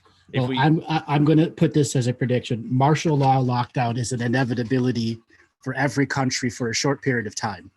Yeah. Okay. Now, I was just going to say, is that because some of the population are ignoring the orders / advice? The answer to that is yes, but there are other things going on that they are not telling us about this virus, which has got to be up conspiracy theorist butt virus. Oh, yeah. Okay, and what they're not telling us is the transmission rate is far higher than it's actually. They're saying that it's an R naught of 4.4 to 6. I say that the R naught closer is to 12. Yeah, because and that the incubation period is 45 days, not 30. Ooh, and that means you could have an asymptomatic person for 45 days, not the 2 weeks they've been telling people. Yes, and like I've watched. And the other thing is the asymptomatic people have it, and then they get over it, and then they get it a second time, and they get it very bad. which is more than likely the first virus of this virus came out probably in July last year. And if you do the logarithmic math at a 45-day gestation period, it makes a lot more sense. Yeah. And if that is the truth, they need to understand that the month of June and July is lost. And if it is lost, meaning they can't stop the spread, that means they have to save August and September. And that's where the true draconian measures of keeping everyone locked down will lower it from a 12 or 15 to a 2 or 3. I very quickly, that would make more sense in the northern hemisphere because you're going into summer. Down in the southern hemisphere, we're going into winter, and it's kind of easier to stay inside because it's bloody cold. But if you've got millions of people stuck inside, and cabin fever would probably hit just before July or even May, which is 5 weeks away, 4 or 5 weeks away, and I think it's going to be unrest because people will get really edgy. Like the thing is also you can go to your front and backyard. You're not locked in. They're not locking in houses, but you can't wander around everywhere else. But it's, currently in the current rules, you can go out and do stuff. Yes. Like here where I'm at, everything is closed and you're only allowed to go out to a grocery store or this or that, but no one's checking. No one's enforcing it. No. Okay. Yeah, so I'm just getting tired of being yelled at. You fools! It's a new world order. They're bringing you in. And it's like, yeah, okay. You just go. You're the fool back. Or simply don't allow their opinion to have any value or relevancy to you. Yeah, I think I'm like how I mentioned last time I was on about Twitter time, where you control Twitter time, not Twitter time controls you. So if you've had enough, you can feel the energy off. It's like no, click, and walk away. So I should just do that mainly because I'm just getting yelled at and you're different. It's come on. But on the flip side, moving forward, it's very fascinating. So from an Australian point of view, because we're on an island far away, we're slightly behind in. You're not exactly on an island. You are on a continent. Yeah, well, I can't walk to your house. All right, Andrew. I'm just pointing that out now. Yeah, but somebody who's in Los Angeles can't walk to my house either. Well, see, if they're Australian, they would just take a long time. But it's the same distance from where I live to Los Angeles as a straight line. It's the same distance of Australia. Yeah. 2,400 miles. Yeah, but there's a lot of water. But you're ruining the joke. Anyway, but yeah, we're in a way because the wave hit us later, and the governments have seen how everyone else is reacting. So we're sort of ahead of the curve. The wave has not hit you later. The wave hit you at the same time it hit the rest of the world. Okay. That's the other thing about the coronavirus. They're not telling the whole world. Yeah. What? Okay. Very quick. Why are they hiding things? Is it like the Chinese government just trying to save face? I guess. But is there any other reasons why they're holding back this information? Is it just we were run by a military-industrial complex that 80% of most economies go towards military, and if the virus has wiped out the military and military command structures. Yeah. Oh, yeah. The idea of weakness and we can be attacked. Yeah, yes. And then that's going to create people who want to make militias because the military is devastated. All that. Think of what Rev Radio would be like if they said the military is devastated. It'd all be militia talk again. Oh yeah, no, let's not. Right. Remember how that ruined that station? Yeah. It's like I'm part of the host chat on Skype, and I'm glad I don't really interact with those people. It's like it's good being a comedian because you can laugh at most things. Question, a global question. What's going to happen with the US election? Will that be postponed? Because that's going to freak all the.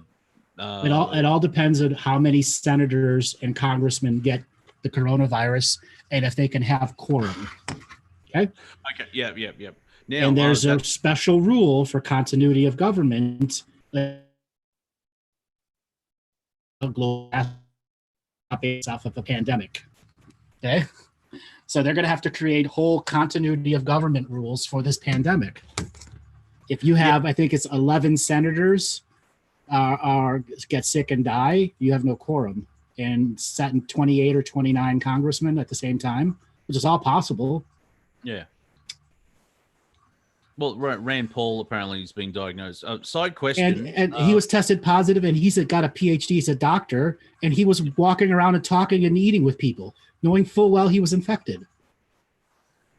Oh, okay. The story. See now, the story was he just decided to get it checked anyway, and once he found out he was positive, he withdrew.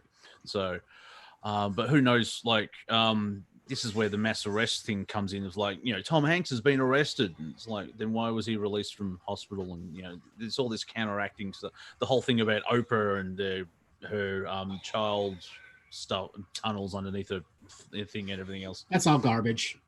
Yeah. That's all conspiracy theory garbage. Yeah, I think just people are freaking out because it's someone actually said it. I think it was the Australian Prime Minister. It's a once in 100-year event, which is interesting because our mutual friend Steve Travesty, who's Steve Zaralath now, he pointed out that going back to 1320, roughly once a century, there seems to be a pandemic of some sort. Well, back then there was no medicine, and you had it every 20 years, actually. Well, yeah. Plus, if everyone's dying, that's not quick enough of writing it down. Okay. But yeah. So you actually, if you go back and look at history, there was always something going on somewhere, and that's why the term quarantine means 40 days. A ship come into harbor and nothing got unloaded, no one got offshore for 40 days, and all they did there was sit there and kill as many rats as they could. Yep. Okay. Yeah. Well, that makes sense. So, strangely enough, you just say 45 days incubation period. Yep. Yeah. Or more. Course, yeah. And if you follow the math, the logarithmic math of 45 days, it would put us back that our first case would have been in the beginning of October 2019. Yeah, I've been using like the end of October, just for basic maths. Where so from that point of view, China that's 5 months, I think, maybe 6 months, and yeah, it's just very interesting because of how the cabal's having a civil war and blah blah blah. Maybe I got to stop listening to people. That's my problem. Especially where. Go ahead. I see Santos saying something over here.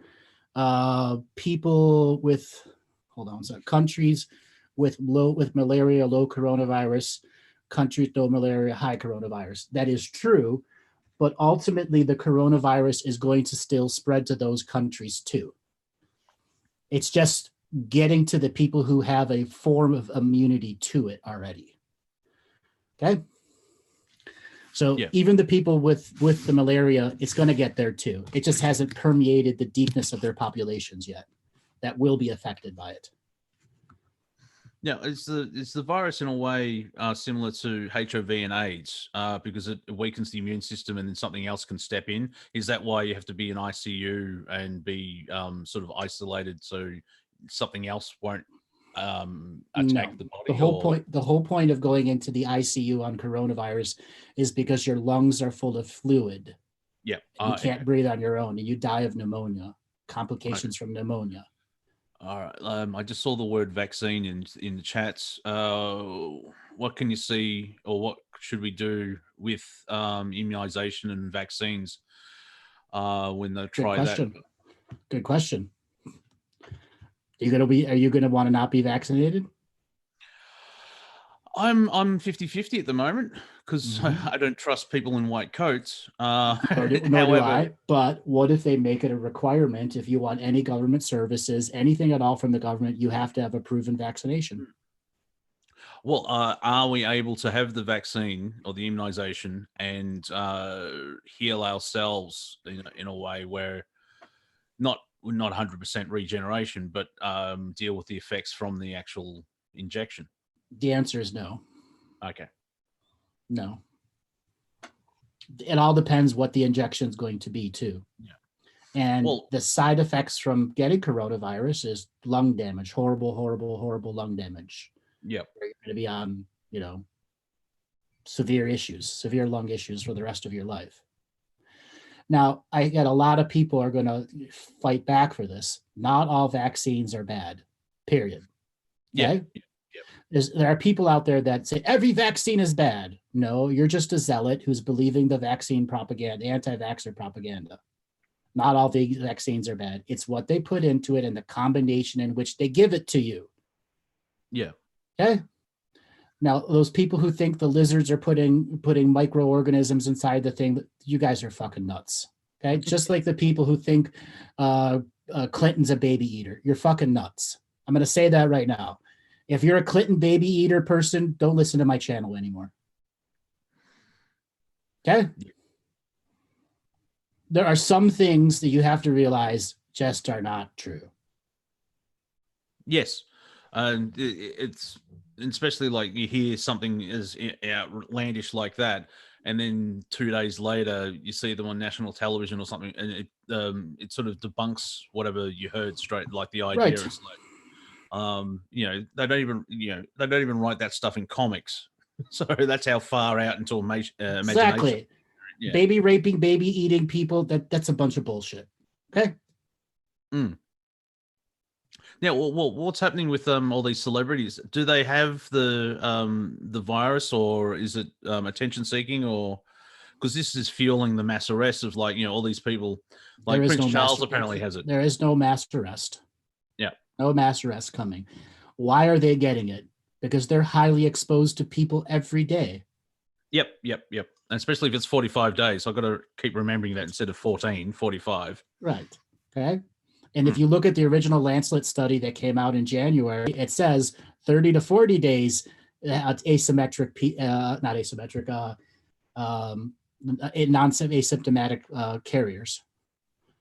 Okay, there's plenty of studies that have come out that just haven't been peer reviewed yet that I'll say 40 or more plus days. Yeah,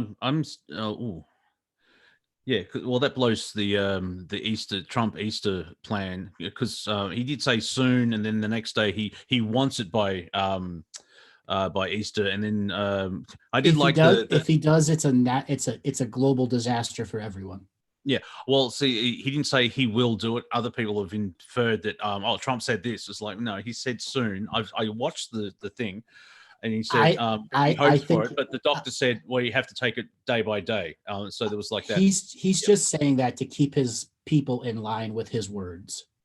Yeah. Okay. Also, not hope, but he looks a bit silly. Well, usually he looks a bit silly, but instead of like, because, well, if, Trump cured cancer, everyone would complain about what about those oncologists? They need jobs. And so if he came out and said, we have to, we'll still be in like this in September, half the country would explode. Mm-hmm. Like if they told us 2 weeks ago we would be in lockdown for 6 months, we'd be in pure chaos. Yeah. Okay. They can't tell us that truth. And I understand that, and I accept that. Because I know with my own knowingness that there are a lot of people out there who just can't perceive 6 months of no work. What do we do for money? Mm-hmm. Our lazy ass government that's going to try to help us. Okay. Yeah. Well, all you people online now, the best thing you can learn to do is learn to become online activists and not zealots or martyrs to what's going on. I like my view and belief, or however my knowing is, I take from what you've said, where this virus came out of left field into, it caught the lizard baby rapers with their pants down. Yes, in a bad way. Yep. And it is forced evolution on the planet, because that's what the planet does. And it is, for me, it's the event. I hate saying that because, I know you mentioned it's 2014 and it's taken this long. Like, wait a minute, and so maybe the virus is like, hello. The event, part 2. Yes, the eventing. Yes, the event rebooted. Yes. One. Then in the third one will be the event revolutions. Or no, anyway. I've been saying for like 2-3 years, just do something. And I made peace with myself. I was like, well, this is it. Pony and I were hoping for an asteroid, but you can't get everything you wish for. And so it's whatever happens, and I'm sort of at peace with it. It's like, oh, finally, someone's doing something, and yeah, it's once we get out of it, and we will, because like even in the movie Contagion, it's not a world ender. There'll still be some elements of government and people and the economy and everything else like that. The thing is, as you've said, most likely there'll be tribunals, or like there's people talking about now they want to sue or attack or do something to China for allowing it to be released.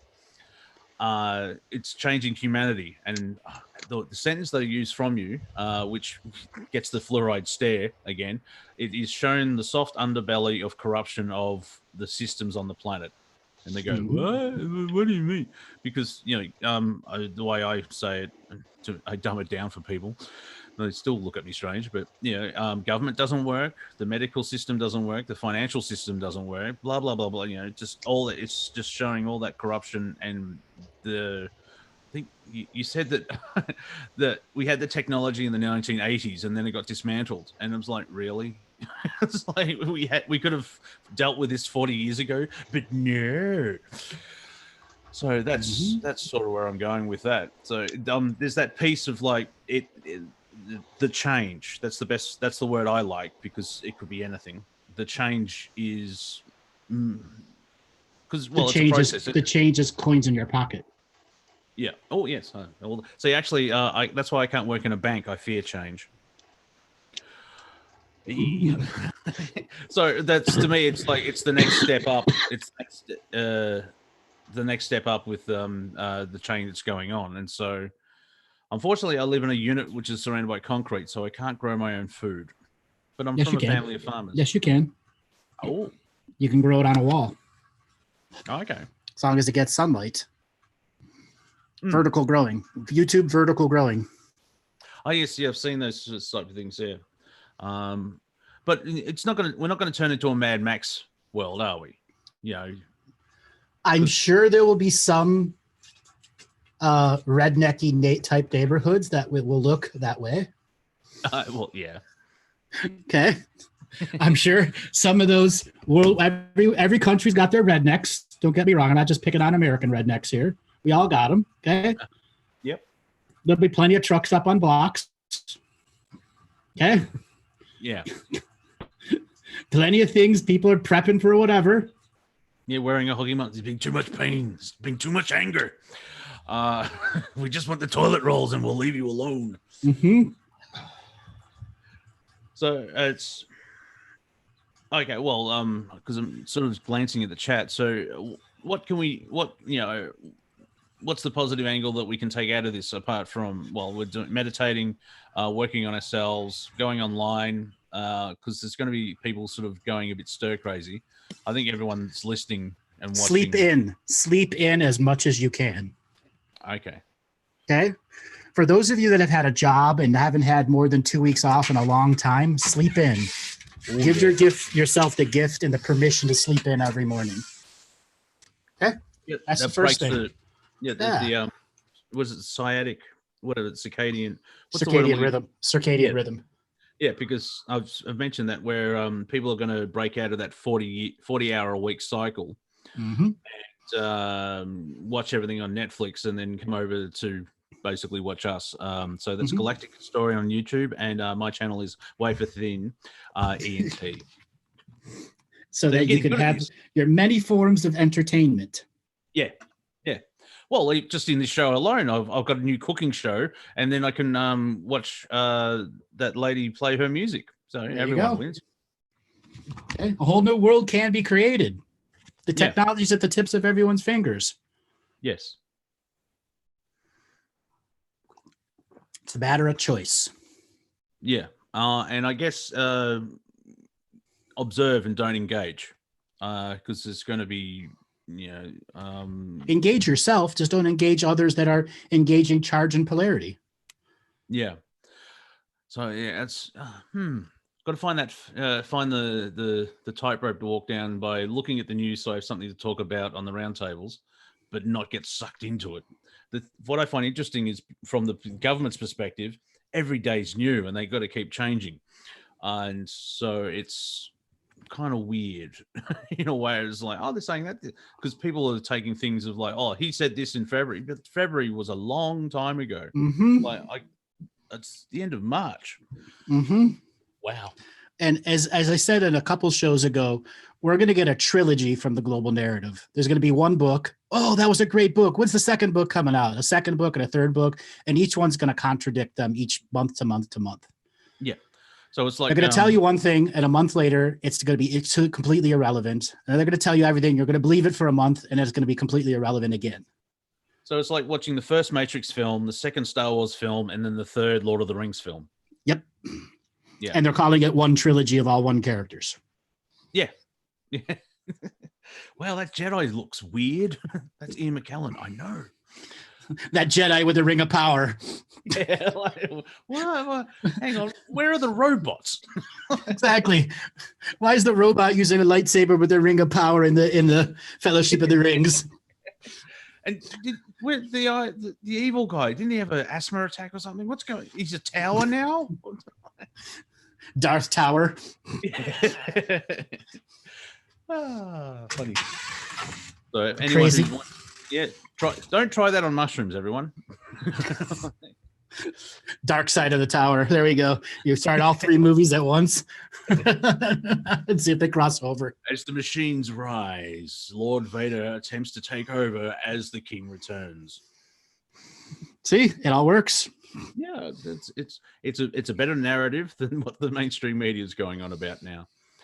One thing I did find amusing is at the White House press briefing, because they're doing the social distancing. Someone actually mentioned in chat it should be just physical distancing, not social distancing, because we're still social. But instead of having, say, 30 journalists, there's like 5 6. or 10. Yes, with a chair in between each of them. Yes, even though all those should be completely stopped. Yeah, even I think they're like 3 or 4, but I think Trump, a part of Trump's inner child must be giggling because he only has to deal with a handful instead of a whole crowd. But he likes dealing with the negative stuff. It makes them more attention on him. Yeah, an element of savior complex, I would say. And the narcissist, he's a pure narcissist. So yeah, if he has no confrontation, there's nothing for him to do. Yeah, he looks and creates confrontation. You broke up there a little bit. Can you hear me now? I can now. 1 second. All right. So he looks for confrontation and he engages confrontation. Yep. And if there's no confrontation for him, he's lost his power. Yeah, the element of drama. Yeah. That's because he's a narcissist. Yeah. And I guess that's why people either love him or hate him. And then there's other people who are just like, okay. I'm on the okay team, like, okay. So I want to answer the connection problems. Everyone's streaming videos at home right now. What do you think it's doing to the internet? That's why I turned off the video, because I knew it was going to happen. That's one thing that's popped up from the conspiracy crowd. The internet will go dark for 10 days. No. It'll just get crappy upload speeds and download speeds.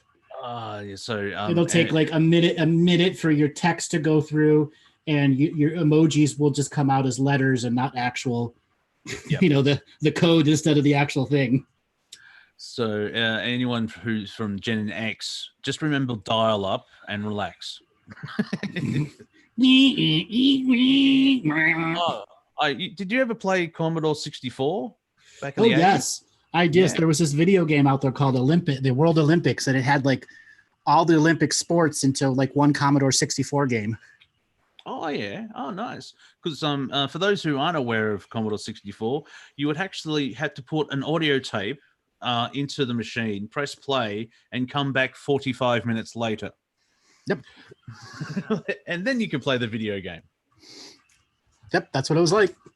So it's how is society? Is that part of the change? Doing bunny ears of our short attention spans. Is it going to challenge that?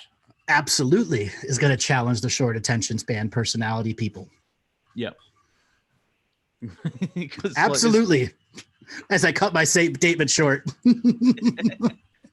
There's yeah, like, do you study conversation? Yes.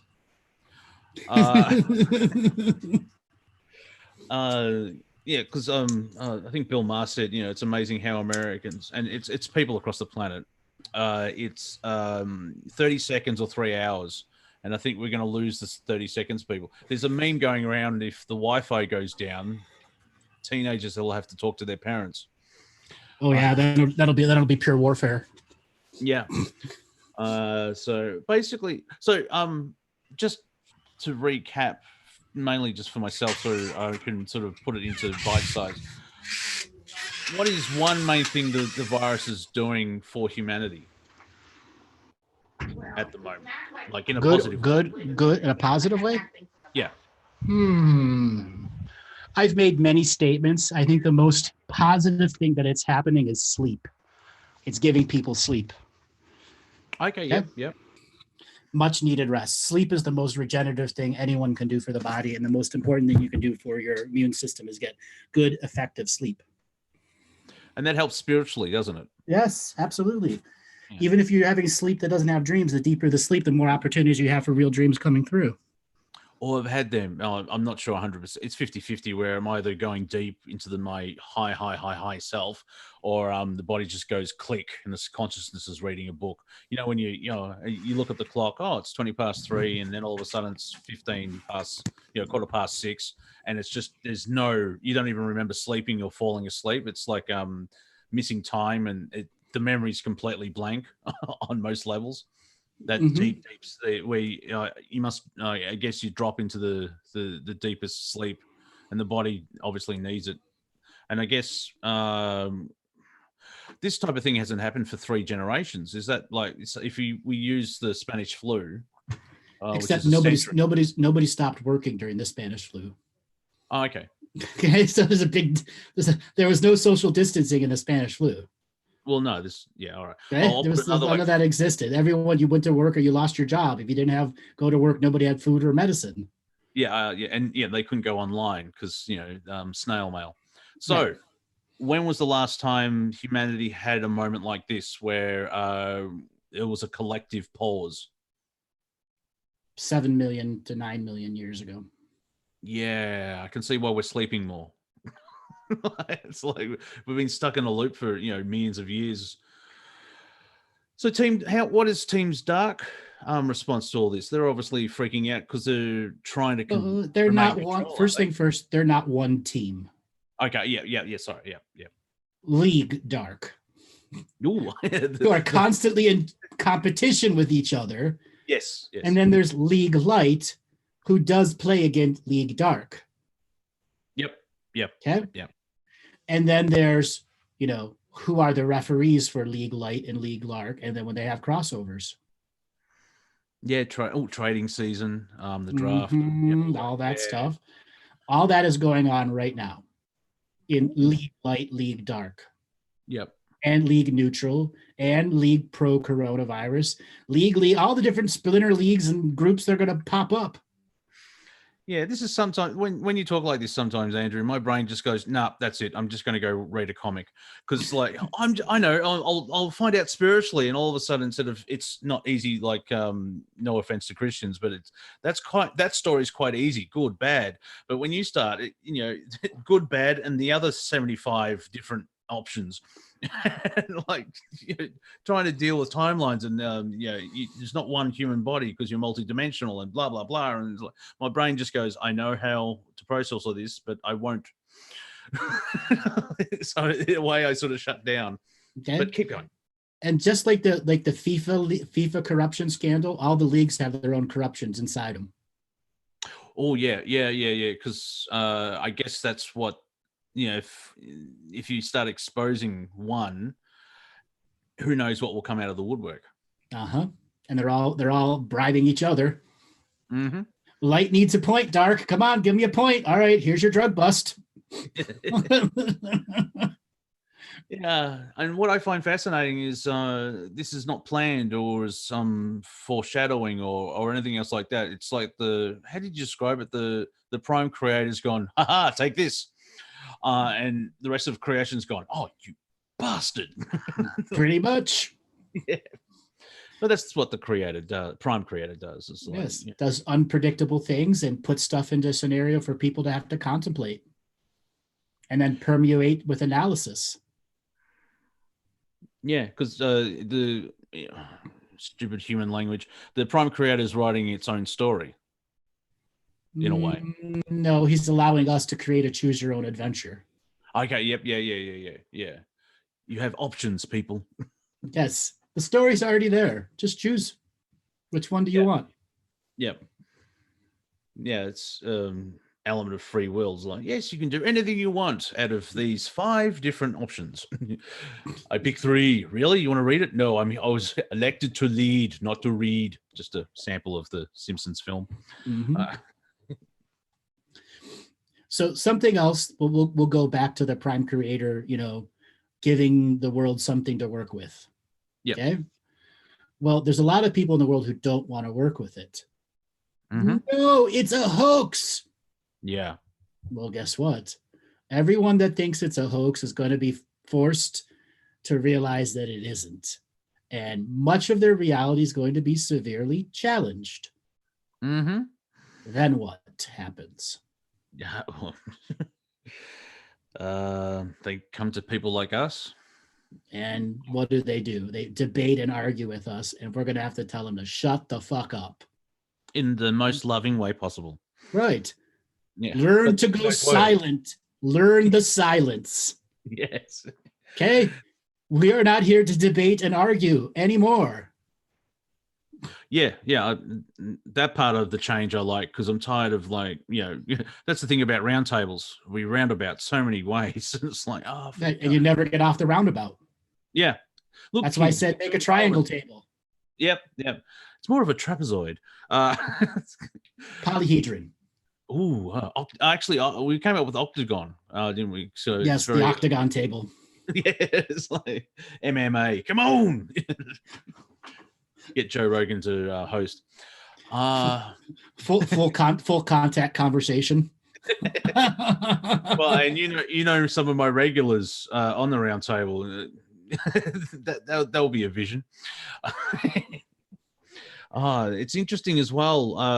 From part of the shake-up consciously as collectively as humanity, is that why tempers are slightly flaring? Because I noticed the Schumann resonance, like I think every 2.5, 3 days, it's doing a pulse, if that's the right word to explain it. It's pulsing because it's getting ready for a series of solar flares. Okay. We remember we're on the solar minimum now, and if you go to spaceweather.com and look at the regularity of solar flares this year compared to the last few years, which is in the little left-hand corner there, you realize we're at a point where there's not very many solar flares. We're going to get a burst of solar flares, which is then going to create a whole bunch of really fucked up changes here in the world. Yeah, we'll expand. You can't finish there. Whenever there are solar flares, people act fucked up. Yep. Okay. Yeah. So it's like full moon times 1,000 type of deal. Yes, it has a global effect. Yes. Yeah. So luckily we're all quarantined then. Yeah. Well, I hope you're not quarantined with a person that's gonna go solar flare crazy. Don't mind if I do. I've just got my cat, and you know how I deal with her, so I'm lucky. Yeah. So everyone. No, not everyone, or are you willing to give a number in a percentage of how many people will be wrenched out of the comfort zone, or is it just change across the board? And it could be little change where, like, everyone listening, as well as you and myself, where it's like, oh yeah, okay, frozen peas do taste good. Yeah, so bad example. There will be those that are completely unaffected by it, but deeply internally they just don't show it. Okay, then there will be others who are so affected by it because they have no control of their emotions. Oh, it will reveal the common character flaws. So is it a tune-up? Not a tune-up. The belief engine's been replaced. Is that a good analogy? The oil's being changed in the belief engine. Okay, yeah, all right, thank you. I just sensed like belief engine. There's got to be an analogy there somewhere. Yes. But yeah, if the oil's changing, yeah. So it's a tune-up oil change, right? For the better. Oh, it depends on personal one by one, like how everyone. It all depends on how you deal with the upsetness in your reality. Yep. So, yeah. It's all about how you react to it or deny it or allow it in and what you do with it. So, yeah, I would recommend once that sort of happens, have the solar flares and you feel the change in yourself, stay off Facebook because you know how people like to whinge. And, oh, man, they're just going to go to town on Facebook. Well, Like, Facebook is Facebook is going to have some really hard times coming to it because Facebook advertisement dollars has dropped by like 40%. Well, now no political. Listen, no political ads. Nothing. That's all going away. All the corporate ads, the food ads, all the businesses that are supporting it. They're all shutting. They're not paying for advertising. So yeah, that's where it's going. Okay, because it's not like another social platforms come in. It's just that because of the shutdown, the businesses aren't there. Like all those free services you get from Facebook, like your Messenger, your phone calls, all that. What are you going to do if they start charging you?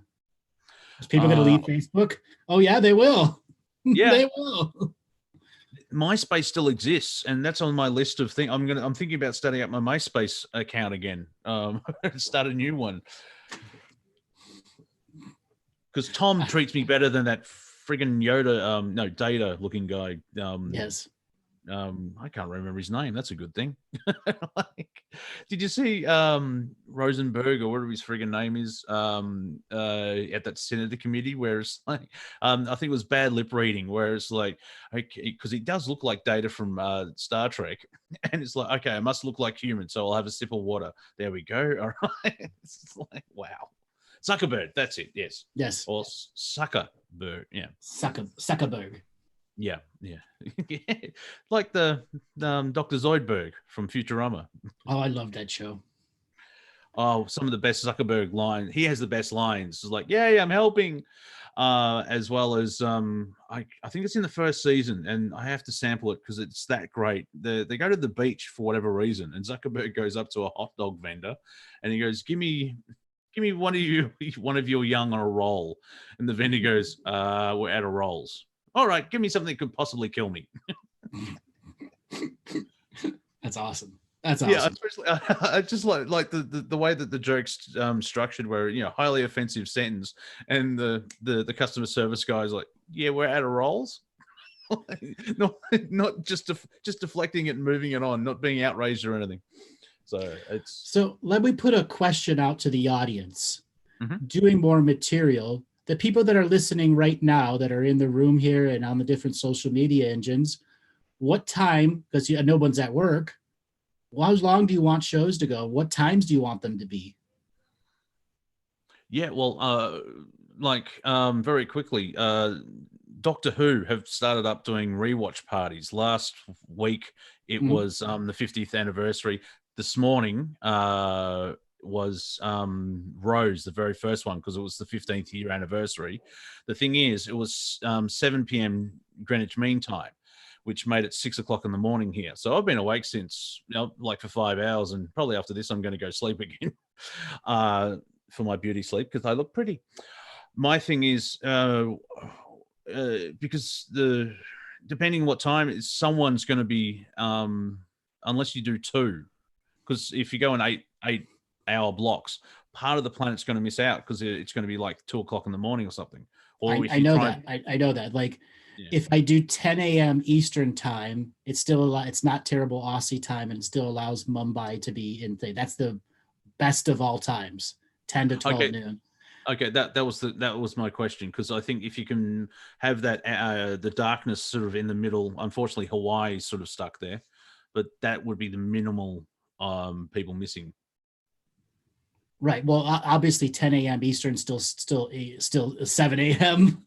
Pacific time, but that's the only time zone that allows all audience zones to listen to. Oh, yeah. Okay. Yep. Okay. Well, the interesting thing is this weekend, Australia travels through time for it ends its daylight savings.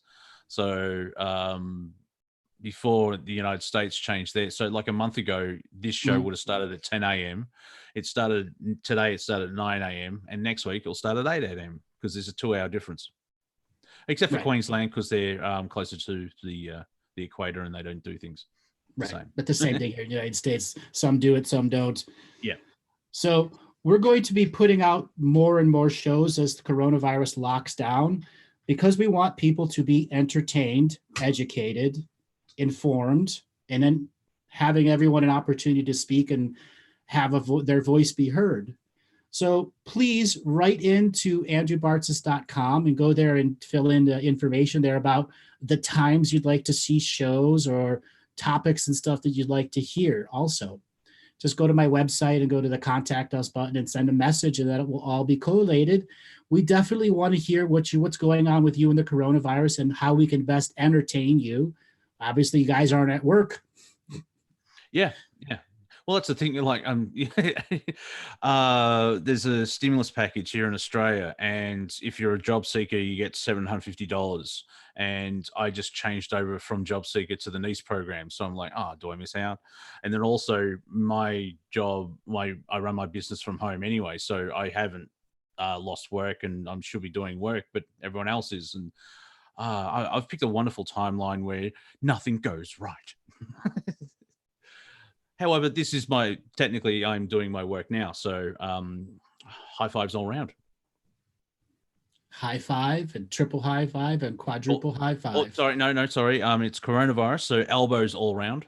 Yes. Well, digital elbows all around. Yeah. And here's something weird. Like, if you cough, cover your mouth, no handshaking, but cough into your shoulder or your elbow, and then no handshaking. So you use your elbow. So people still get the, you know what I mean? Someone didn't think this through. Yes.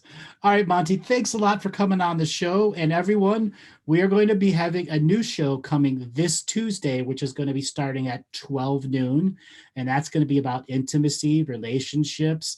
So if any of you have relationship intimacy issues, want to talk about that subject and that subject alone, we are going to be dedicating Tuesdays at 12 noon to be on. So our next show will be this coming Tuesday, 12 noon Eastern time for the new show that's added on. Then we'll be back this Thursday for the continuing of this show where we talk about everything and anything. And then we will add the show with Monty and I doing the comedy as we get a little bit more in depth into the craziness of Corona. And then we're going to have a coronavirus comedy party. All right, Monty, you want to give people a way to get a hold of you? I am on Twitter. If you dare to walk into the mire of crap, it is at Real Monty Dean, as well as on YouTube, which is Wafer Thin ENT, which is short for entertainment. All right, and if you want to get a hold of me, go to andrewbartzis.com, go to the contact button. Our office phone number is there. And if you guys are looking to have a private session, we are running specials right now. Thanks a lot, everyone, and we'll see you this coming Tuesday.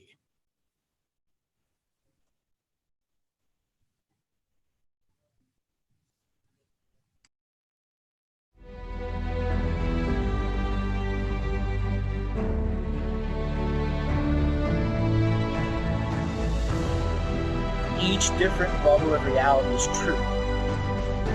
A galactic historian is a person that looks at all the lines of dramatic karma. Nudge, nudge, it's the Holy Grail. Improvise. Mysterious. It's counter psychic intelligence. Why is the farming of this star cluster so important? Because we do manifest our reality. We do create our reality.